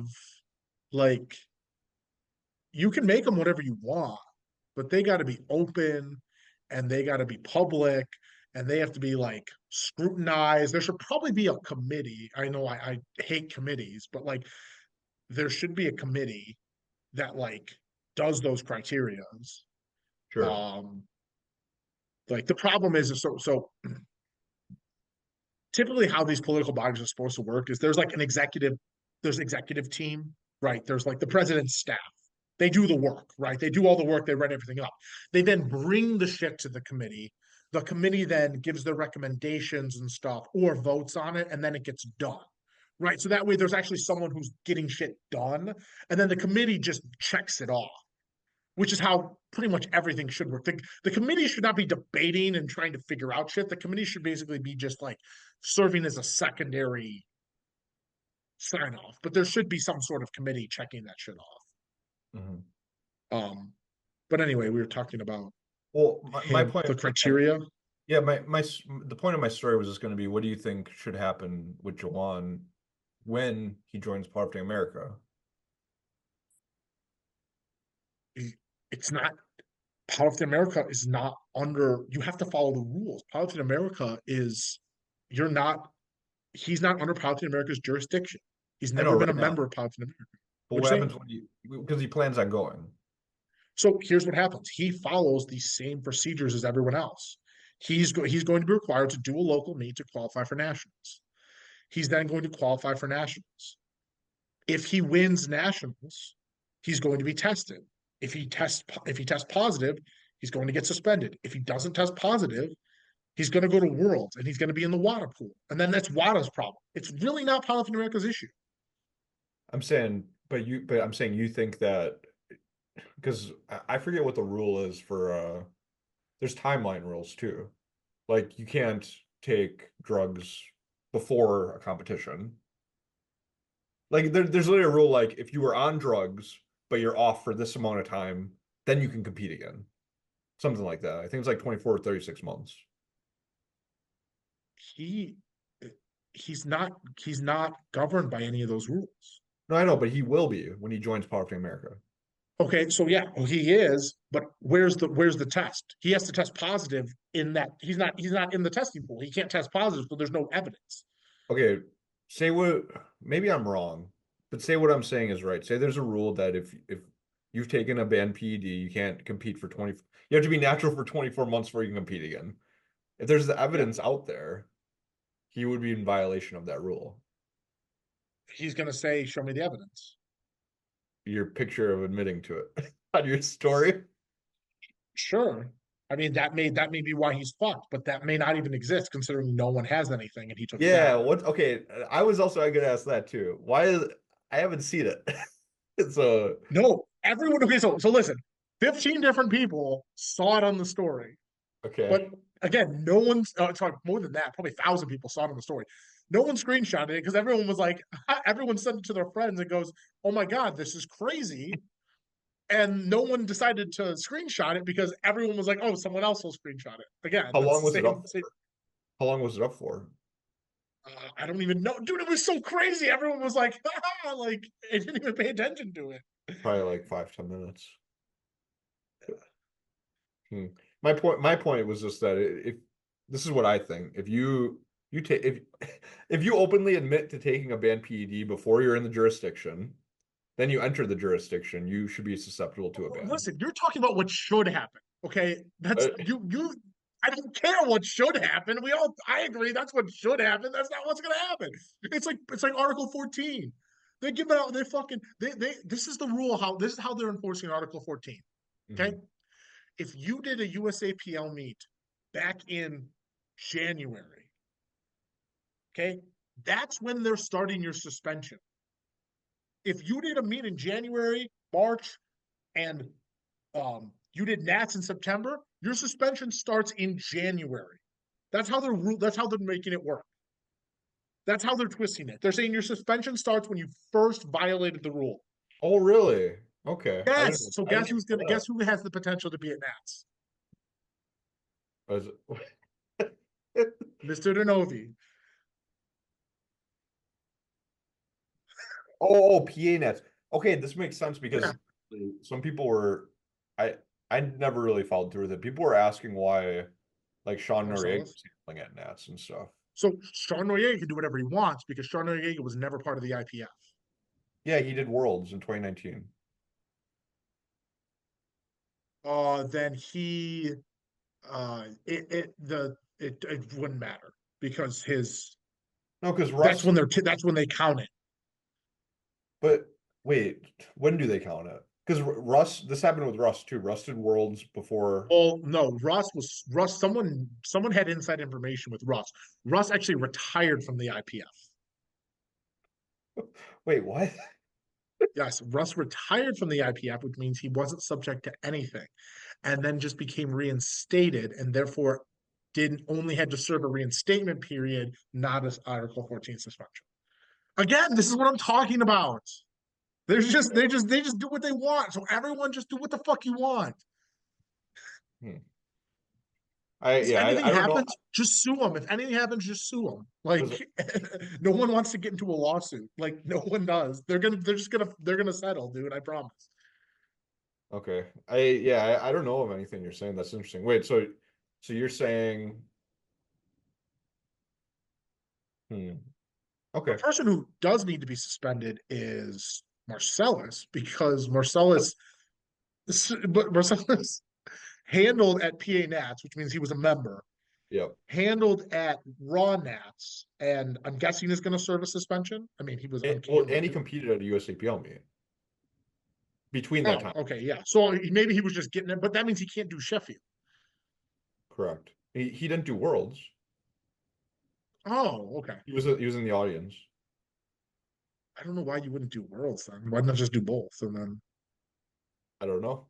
I thought I'm having conversations with people about this behind the scenes, literally just because I'm trying to understand it. So, but also Sean Noriega handled at SBD Raleigh. That's different. That's a local meet. You can do whatever the fuck you want on a local. So you can do PA locals? Do whatever the fuck you want. Yeah. There's none of this. So this is a PA failure. This is a clear PA failure for them to go and have a little fireside chat with Robert Keller and Miriam, whoever, have a little fucking fireside chat and go, this is an Article 14. The Article 14 literally right now, from how they're enforcing it, only applies to people who are going to Worlds. That's it. Those are the only people it applies to. And that's fine. Not even, I honestly even I nationals? can they're not applying it to a lot of people. Maybe it applies to national level people, but the only people who want to go to Nats anyway are top 1, 2, 3. Nuh-uh. Nuh-uh. That's not true. There's at least 5 per weight class. No, do you know how many people have signed up? Guess how many people have signed up for Open Nationals? 200. Just open 200. 200 people have signed up for Open Nationals. Is that right? Okay. Remember, USAPL Raw Nationals is everyone raw. Yeah. Powerlifting America Open is just open people. That's a huge meet for an open meet. What about, I'm saying though, what about age division PA? I can go look at age is like 400 something.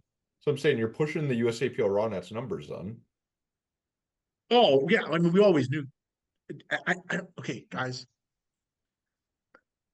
Powerlifting America is USAPL with a different logo.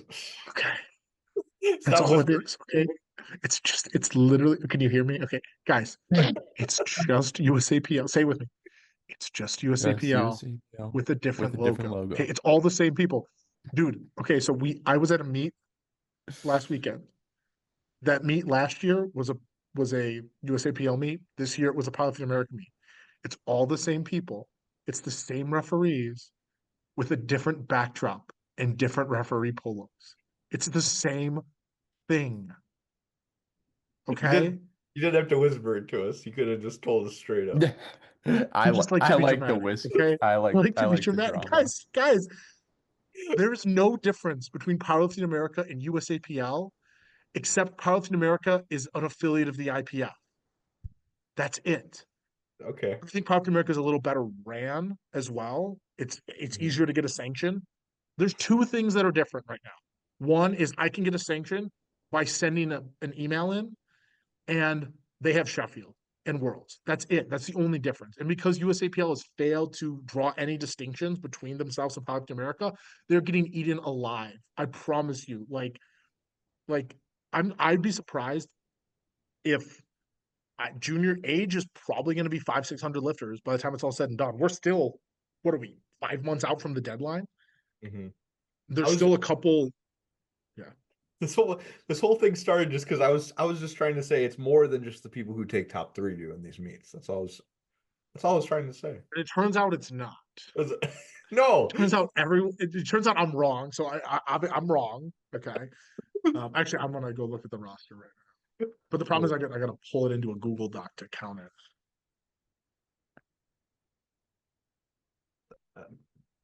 I just like to shit on the USAPL because they did this whole thing where they were for the lifter and then decided to just not be for the lifter.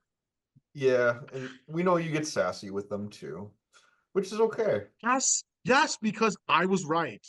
I was right. Yeah, I mean, it seems like a lot. Yeah. I like to be right. Oh, Who's just counted the rows for me? They also have a couple of deadlines coming up. This is just open. Because that just kills the net. You know what we gotta do? Me and you gotta go on the squat plug. Ooh, I like those. I like those guys. They're wrong, but I like them. squat plug. Oh, is that a Brolix? Yes. Oh, yeah. I don't know him, but I know you know him, right? I know I've never met him in person, but we talk online a lot, yeah. Okay. We got to get on there. Yeah, they have actually good intentions, but they don't know anything about what's actually going on. well, yeah, maybe you should debate. There's nothing to debate. I would like them to like there are a lot of what they say is legit, but a lot of it's just like the problem is they lose their credibility when they start saying stuff that just isn't true. And like that could be they're one DM away from like from me giving them the correct information. That's not going to hurt their narrative, I promise. Their narratives are pretty spot on. I mean, their biases are they don't like Powerlifting America. Which is fair. I mean, I don't like Powerlifting America sometimes either. Yeah. I just 191 in for age division. no, that's open. Okay. I'm gonna do age division. Age is big because it's masters too. And it's equipped. I hate equipped. I never miss a moment to absolutely just shit on equipped. Everyone knows it now too. Oh, maybe it's not as big as I thought. For some reason I thought it was bigger.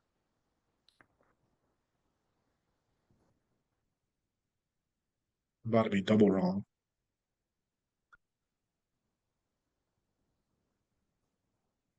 But it was like 400 last year, so I gotta imagine it's gonna be bigger this year.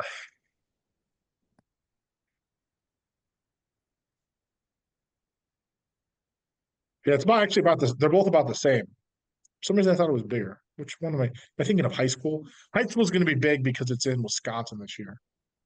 Oh, I know that. You got to have some high schoolers. Do you have some high schoolers? Yeah.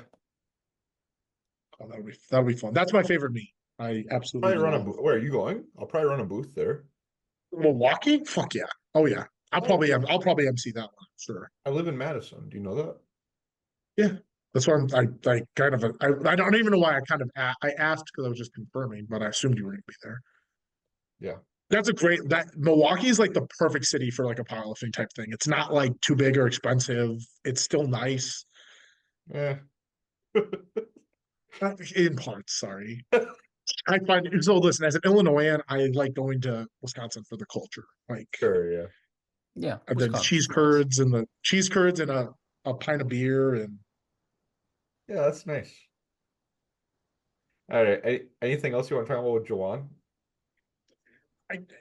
I I don't know where it's going to lead. I don't know what the story is. I don't even know if people in charge know because they're not on social media. Because the people who like are on social media aren't going to say anything because they're not like they don't actually care. Like it's not our circuit. Like the reason we have third parties who manage our drug testing, we don't have to worry about it. That's like kind of cool. Like kind of cool and not, but I'm gonna make a hot take for this podcast. You're gonna see the rate of steroid use and drug tested powerlifting exponentially increase in the next 3 or 4 years. why? Money. So I It's that's so interesting. So I where is the people who are in the water pool get tested quite frequently. Like from like Jesus is getting tested quite frequently. Like those people who are actually in the pool are getting tested a legit amount of time. So the people who can actually like Agata is getting tested frequently. Like the people who are complaining about there not being as much drug testing as the USAPL was doing. And I listen, you guys know my theory. The reason the USAPL wants to do so much drug testing is because these creepers want to watch kids pee. They don't actually care about a clean sport. Like no other sport in the world tests minors at the rate the USAPL does. There's no explanation for why they're so hard on for testing kids. I always thought it was so weird. I'm like, why are we doing this? Why? I'm like, what the fuck is going on? Yeah, I definitely think it's devious. For sure. I'm like, why are you so serious about this? How about this? Why can't people weigh in a singlet? Why do you have to weigh in your underwear?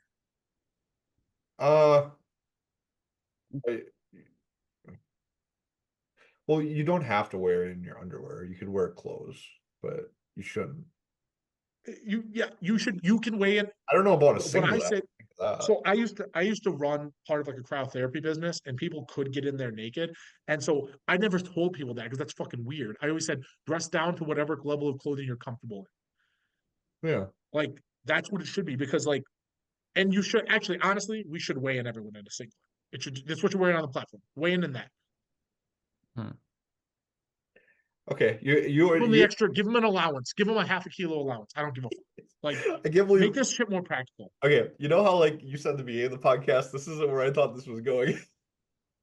Now it's my turn to be. I'm gonna talk about whatever the fuck I want to talk about on my My podcast. turn to be like, this is not where I thought this was gonna go. No, so people listen to this podcast, and actually, like the few people that do listen to this podcast tend to be like actually powerful. So I like to just throw shit out there and hope it sticks. Sure. Like the PA, like I'm not allowed to take credit for this, but I bitched really fucking hard about PA not posting on social media, and they've posted like every fucking day since then. So I don't Oh. care. I don't care. Like you say, you don't care about calling people out. Like I'm gonna call people out, dude. Dude. We used to make fucking $250,000 a year on powerlifting meets, and you're telling me that I don't have a financial stake in this? You're out of your fucking mind. I'm like, I don't care. You need to post every fucking day. And if I got to throw some money your way, dude, $10 per athlete, I'm throwing to them.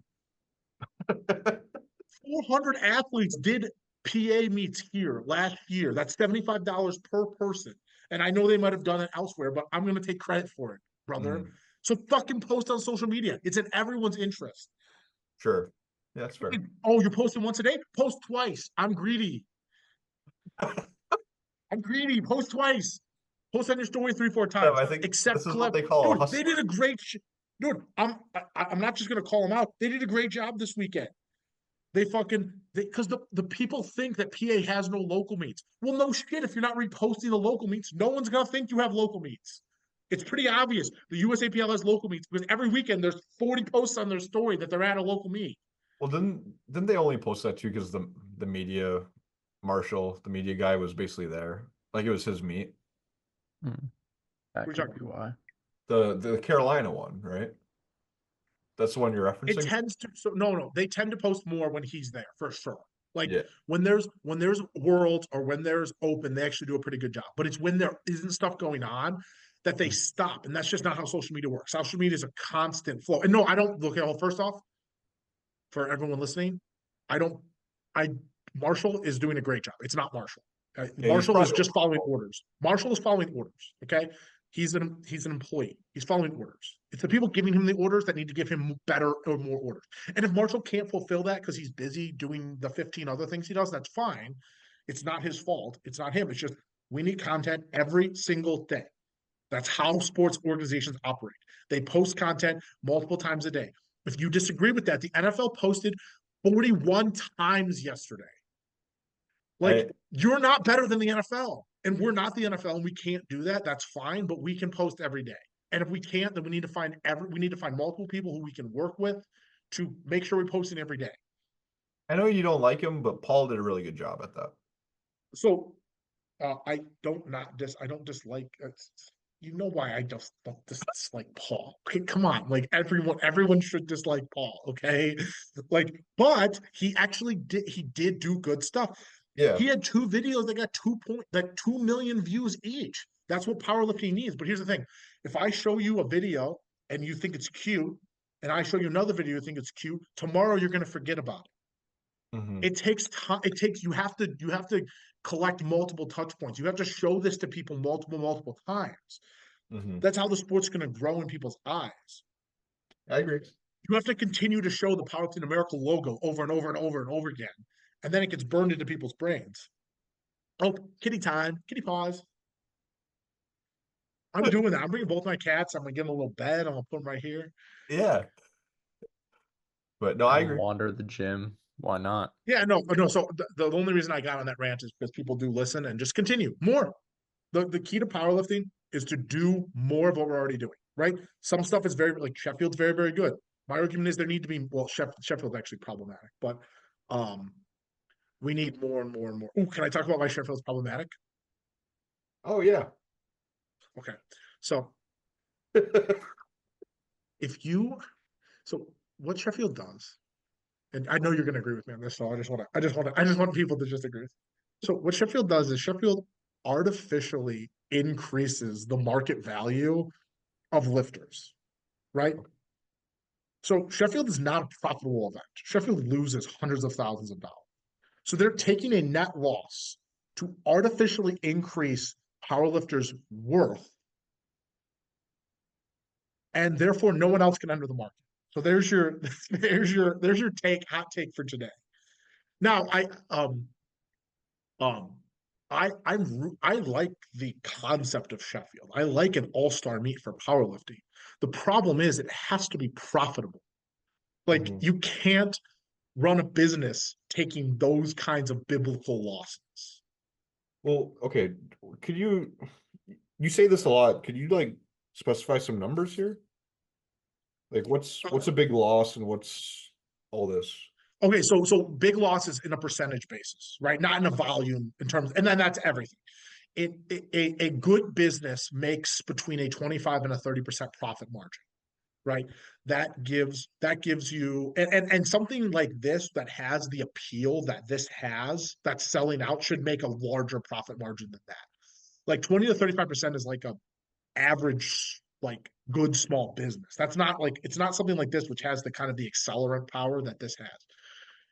So you're now all this is guess I have to guesstimate because obviously I don't have their spreadsheet in front of me. So the amount they pay out is roughly $375,000. Okay. The highest ticket price in that place is $180 and Okay. it seats 2,200 people. Now that's the highest ticket price. I'm using the average ticket price of $50 with 2,200 people in that theater. They're making $110,000 on tickets. Wait. Okay. Are you sure it's 50? So what I'm just it's probably less than that actually because they charge like 20 for the upper deck row. Oh, really? Okay. Yeah. So 50 times. Okay. Yeah. So I'm okay. So let's say it's more than that. Okay. Let's say it's double. Let's say it's $100 a ticket. They're Yeah. still taking a loss on the prize pool alone. They're taking a loss, and that doesn't include fees. Though Ticketmaster charges huge fees. That doesn't include the staffing. That doesn't include the rental of a facility, which is probably $5 to $6 grand. They probably get a little kick from the city. The city probably gives them a kick, so they're probably actually okay. But they're taking a net loss of $150,000 minimum. That doesn't include traveling the athletes. That doesn't include media. That doesn't include live stream. That doesn't include LED. Like all these things is not included. So basically, they're taking 50 to 75% losses. If an NFL game lost 50%, the stadiums wouldn't be that big. Like Mhm. you can't sell out an event and lose money. Like it's basically kind of what I'm saying. Like that's kind of crazy to like sell out an event and lose a 50 to 75% profit margin. Well, what if they're just, I'm saying, what if they're doing that intentionally and then as time goes on, it becomes so prestigious they can charge $300 a ticket? Sure. That could eventually happen. It's still okay. Let's say they do that. They charging $300 a ticket. They're making $200,000 on this event. They Mhm. made $200,000 on the event. That happens once a year. Sure. Yeah, I get what you're saying. But wait, what your original premise though was that what this is what artificially inflate the But market? artificially increases what powerlifters perceive their value to be, and so Oh, they're going to compete less frequently because they're trying to climb this mountain basically. yeah, which is like I don't think people understand how hard it is to climb that mountain. Like, more exactly right. How rarefied that air is, especially. Yeah. Yeah. It's it's basically like unless you're like one of the mainstream clout based coaches, there's a 99% chance you will not even coach a person that has the potential to do that, you know. Right. Do you think you have anyone who could ever do that? I mean, Uh now I'm not sorry. Now I'm asking you to like shit on your lifters, but you still coaching Shane, right? yeah. Shane could win worlds. He has the adult problem of having a lot of outside responsibilities. Oh, yeah, right. Um Hey, hey, Chloe, get oh get that get that MD. Come on, get that MD. oh yeah. So you could fund Shane's out of the tea lifestyle. Yeah. Oh yeah, then Jake could actually go for a run for Sheffield. Uh, It's just she's the whole time she's just been doing that. Yeah, She's gonna love that. I gotta have them on. I gotta have the strongest. Are they not the strongest couple technically? Isn't someone else like? Kate and Chloe, Yeah. they might be. I can't think of anyone. We almost had them on like right when we first started the podcast. It Mm. was No, I just never. Something happened. They were ready. Like I had a whole topic sheet with them. Um, because we were going to talk about actually we were going to talk about urinary incontinence because that's like her thing. Because like that concerns me as a presentation element, and I'm like Oh, curious what the. I'm curious yeah. about that. You know, she tested Jess for that. Like she did medical procedures on her or whatever. Oh, interesting. Okay. Yeah, so I mean that concerns me because like that's just not something you can have at a professional sport. I know people are like, "Oh, it's normal." Like, Yeah. yeah, I mean guys throw up too, but we don't let them do that on the field. Well, Like, what if you just make sure to only film torso up? no, no, I mean yeah, no, they're right. You would have to pre-cut that stuff. Um, but also like I don't think the local government's going to let you that happen. What, pee? Oh, on TV. Yeah, no, not even Oh, on sorry, TV. yeah. I don't think you can just do that in like. I think there. God, this is not a topic. So talking about bingo and topics. It's honestly, it's not. It's not a big like. Don't. It's not a big deal. It might be a big deal somewhere like years down the line when powerlifting becomes really mainstream. It's not. But I did want to talk about it because I'm curious what the landscape. I know there's nothing they could do about it. So like, it's what do you? What's the? What's are there solutions? What's the? I want to talk to an expert about it, Yeah, basically. Chloe would be the best one Yeah. to Mm, talk. there you go. yeah. I mean, my biggest concern is obviously the last thing we talked about is a bigger concern in terms of actual me. Because like, here's what I want to do. Like I've talked about this with like I wanna pay a couple $100 for athletes to come out and compete to start to start because this is like I can only the max a pro tool can make is like 10K. So that's the most I can pay out, and that's with making no profit. I can pay out 10K. I still got to pay staff. I still got to, and I can eat some of those costs, right? But I want to pay people to come out, watch an event, make a couple bucks, and then reinvest that in making the events better and bigger and more stuff. And it's hard to do that when the talent that's attracting um that can attract the spectators is basically gearing up for a one shot in the clip. Yeah. Um, and so the solution to that is just to raise a bunch of money and pay these guys to come out and stuff. But then you're going to take losses for years and years and years, and it's just not a sustainable thing. Hmm. So that's what we consider. I think we have to wrap. Um, what do we? How much time do we have, Brennan? Uh, I just have to be at work at 3, so I was gonna do some editing and then get there. Okay, so maybe we finish with. Should we do the Chat GPT thing, or Ooh, that would be a long. That would that's be a kind of a long. longer one? Yeah, we'll do that at a different time. Yeah, we could maybe do that on Um, Thursday. should we do? Oh no, we should do r/ powerlifting. Oh, all right. Yeah, we could do some of that with Craig in Yeah, here. honestly, if you guys appeal to the Reddit community, you might get a lot of viewers, you know? No, I honestly I think they would like what we're doing. Um, They oh, should. all right. So I basically just read these, and if it's what I like, we talk about it. So this is a good one. People in countries with the international arms of the USAPL, how's it going in your country?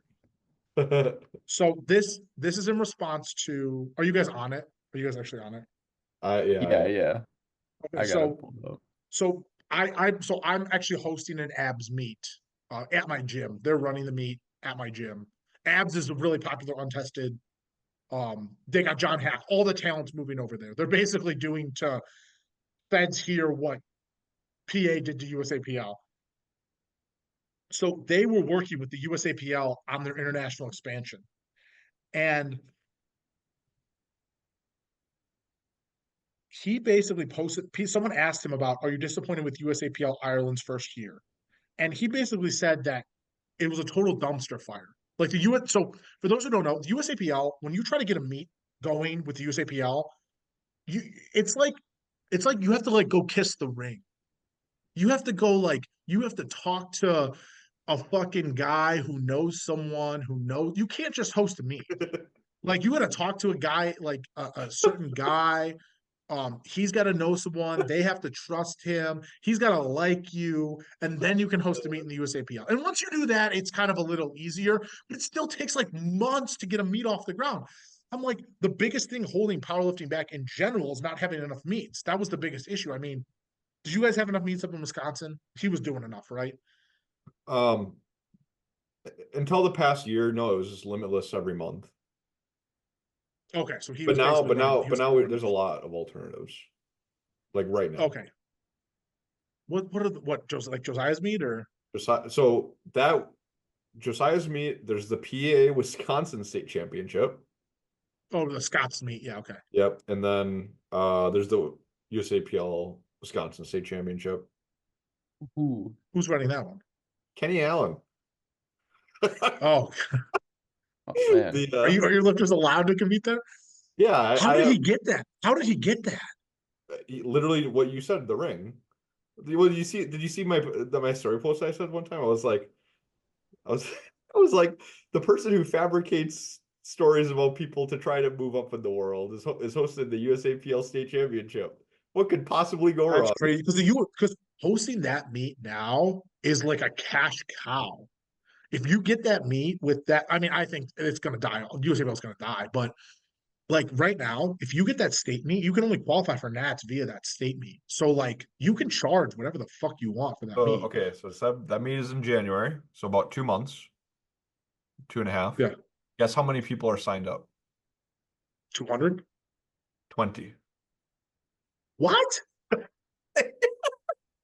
Okay, if hold on, here's your question. If Limitless was running that meet, I mean, despite his flaws, I think he sells some meats. If he was running that meet, it would sell more, right? Is it because of the directorship or I don't know. I truly have no idea. I because mean, that's Kenny's okay. Kenny's a If pathetic that's the ball case, parasite. if that's the case, that's a really telltale sign because it shouldn't really matter who the director is anyway. You have to do that meet because you have to get a QT there. Yeah, I literally have a lifter that's like he's like right on the fringe of qualifying for nationals. I have a lifter who's doing it. Like so yeah. So that, yeah, there's 20 people signed up for the I Wisconsin. mean, that's crazy because I want to see. I'm curious what the Illinois one will do because I've pretty much raped and pillaged Illinois. There's not going to be a lot of. I mean, For they still sell USAPL. out some meats because they only have like two or three of them. But when you artificially decrease the supply, your demand's going to go through the roof. You're going to sell out some meats. Well, Hmm. yeah. Like, Yeah. yeah, if you have two meats a year, they're going to sell. Wait, so when is that one? When is that That one? one's in March. It's Okay. actually the same day as one of my meats. Yeah, I mean, no, to your point though, USAPL isn't a big problem here if they do this regional and state meet qualifying only, and people aren't signing up for state. Like That's that's your telltale, right? there's 29 people signed up for the Indiana one. That's well, Joey's running that one, right? Joey, I Does don't. Joey Shepherd meet? Oh, I don't know. I have no idea. Yeah. Wisconsin's up to 23. I'm saying the point though is with the Wisconsin meet, Oh, the meet's 2 months away. You're already. the what? So honestly, I think people just aren't aware. I Probably. I can't imagine. I think people just are unaware that you have to, or maybe because the QTs are still too high. Maybe that's a thing too. I'm saying Hmm. with the Wisconsin meet, Could that be meet would why. sign up. That would get 100 people within a week or two in prior years. Like, Right. so I don't know what's going on. I mean, like I said, Kenny's a loser, pathetic. I don't know if it's because of him or what, but Yeah. Back the topic is basically USAPL Ireland basically gave up on them. So from the comments, the story basically goes that they didn't want to deal with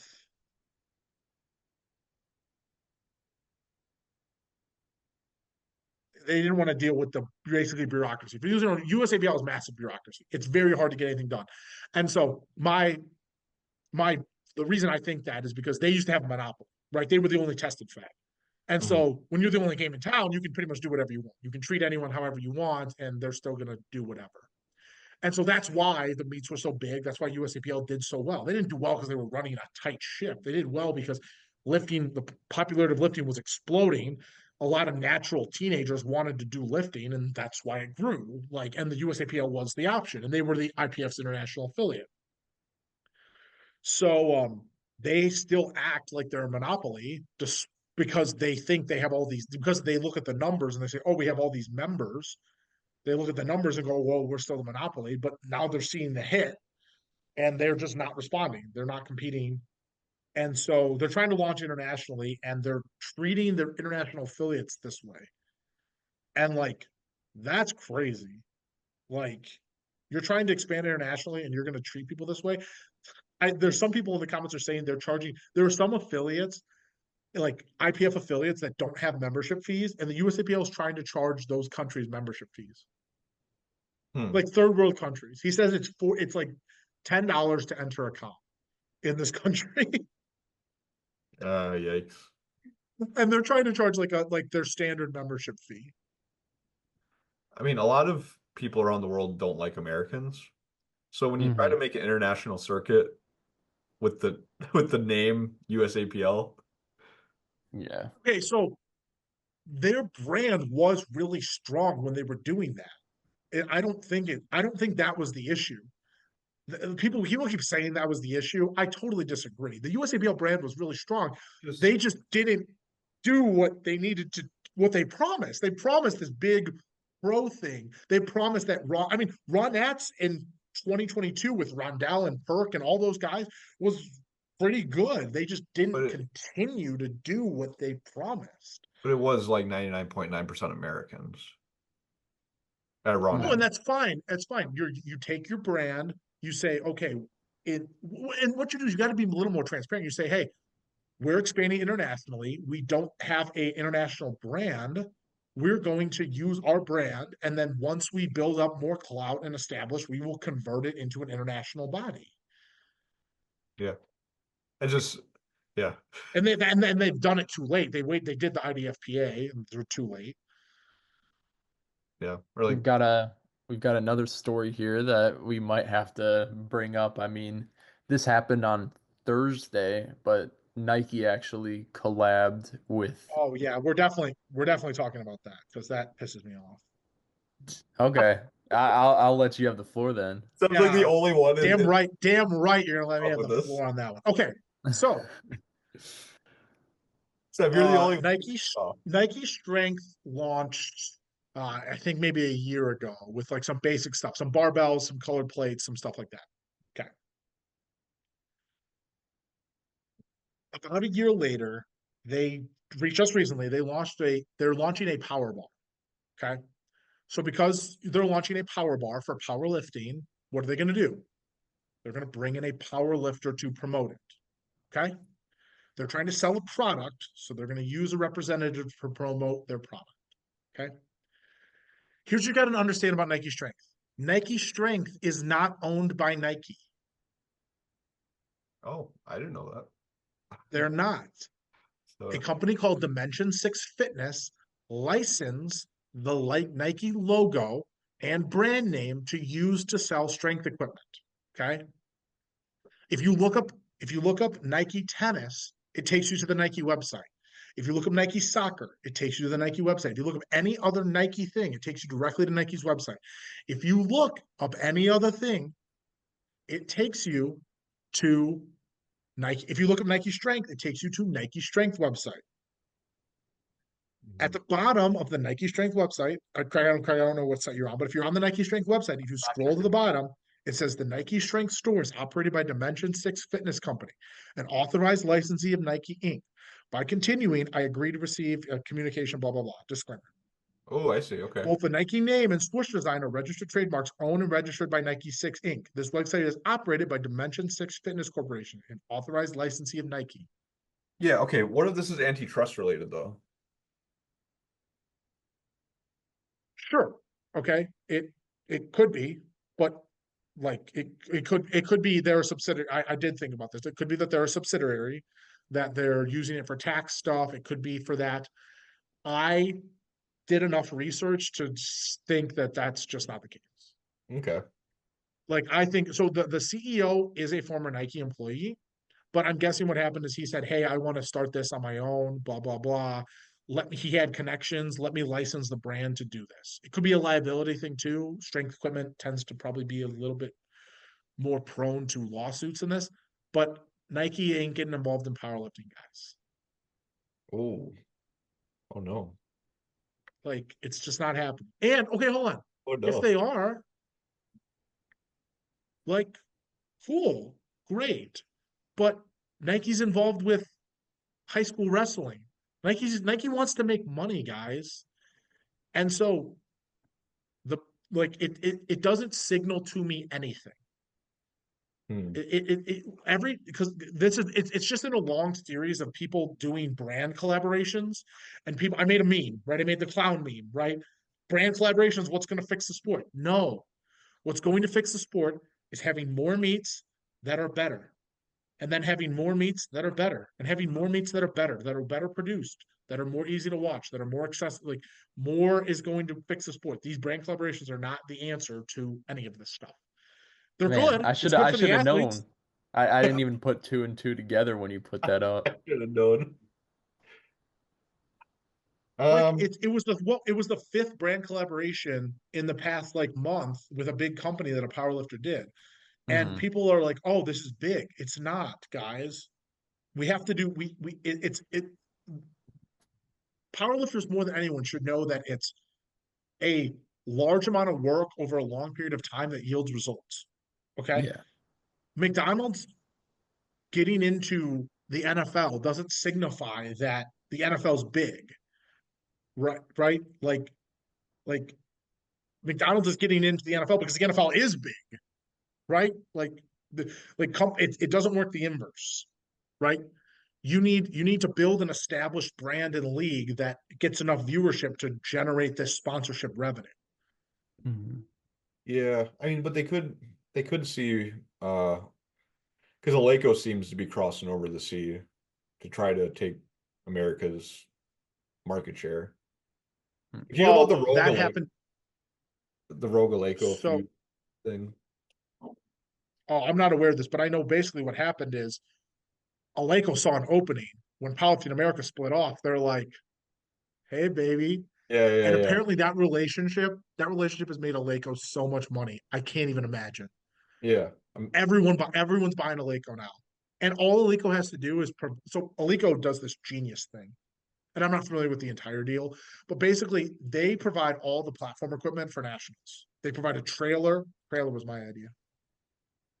They provide a trailer and they transport that trailer to all the nationals. Uh-huh. And then at the end of the year, what they do is they take all that equipment and they sell it all for half off. So they provide equipment for free. They retain ownership of all that equipment. And then at the Mhm. end of the year, they sell it for half off, which is probably their cost. So Sure. they break even on a massive advertising campaign. Everyone wants to buy illegal equipment because they want to train with the equipment that's on the platform. Hmm. So I can't blame them. That's just good business. They also have a sweet headquarters and good barbecue. Yeah, yeah. I'm saying maybe Nike saw that though, or maybe Nike Strength saw that. Hmm. Not Yes, no, Nike. no, no, Not no, Nike. no. So if you're in a strength, if you're in the strength business, Dimension Six Fitness. Now licensing the Nike brand and putting it on equipment is genius because everyone thinks it's Nike, right? And it's not. It's genius. It's smart. Could be antitrust. I don't know about antitrust. I think it's more about liability, different business verticals, stuff like that. Hmm. But here's the thing: Nike Golf and none of those other companies have done this model. So I don't think I don't based on what I've seen, I can't imagine it's that.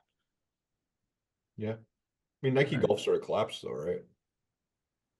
Yeah, oh, that's a whole different. You're right. That's a whole different. So they might need to change their model. Right. Oh, you know what? Hey, I'm I saying that's guess we got to do some. See, this is why we need journalism because what would happen is a journalist would go and would say, "Hey, awesome. What plans do you have?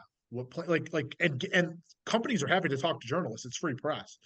Mhm. Go to the journalists and say, hey, what are your plans? Are you planning on doing anything else in the powerlifting space? If so, what? When?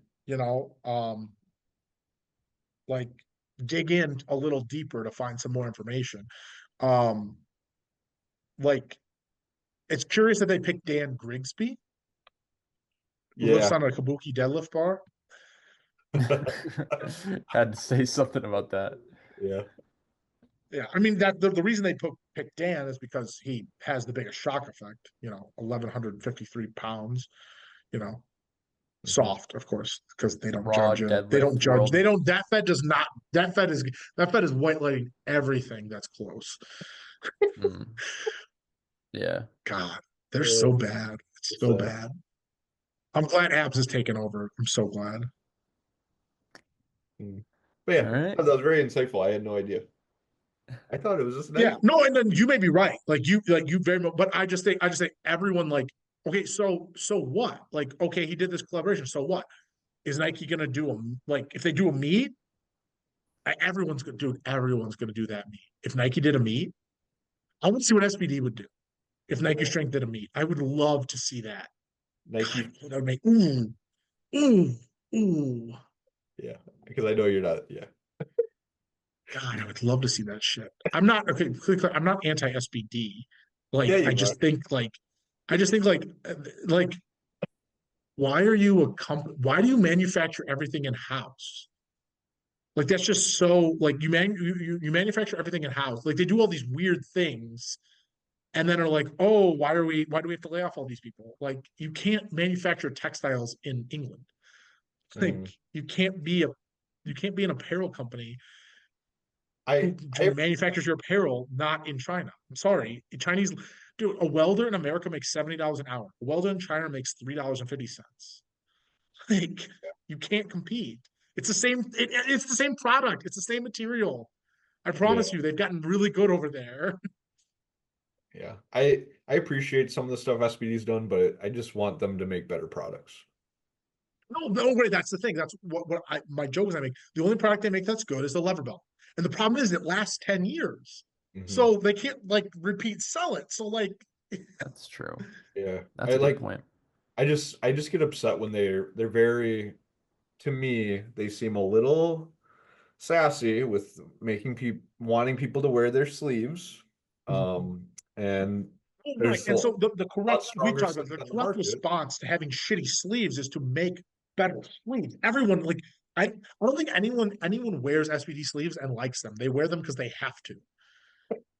Oh, gee. As somebody who did have I mean, Ray SBD Williams is sleeves, wearing yes. small, is wearing small SBD sleeves. He's not doing that because he likes them. He's doing them Finn, because he needs to get something out of them. this is my Yeah. whole point where it's like nobody has anything against SPD in the sense like maybe like you do, but they just don't like the sleeves and they don't want to wear them. But then, yeah, SB should just make a better sleeve.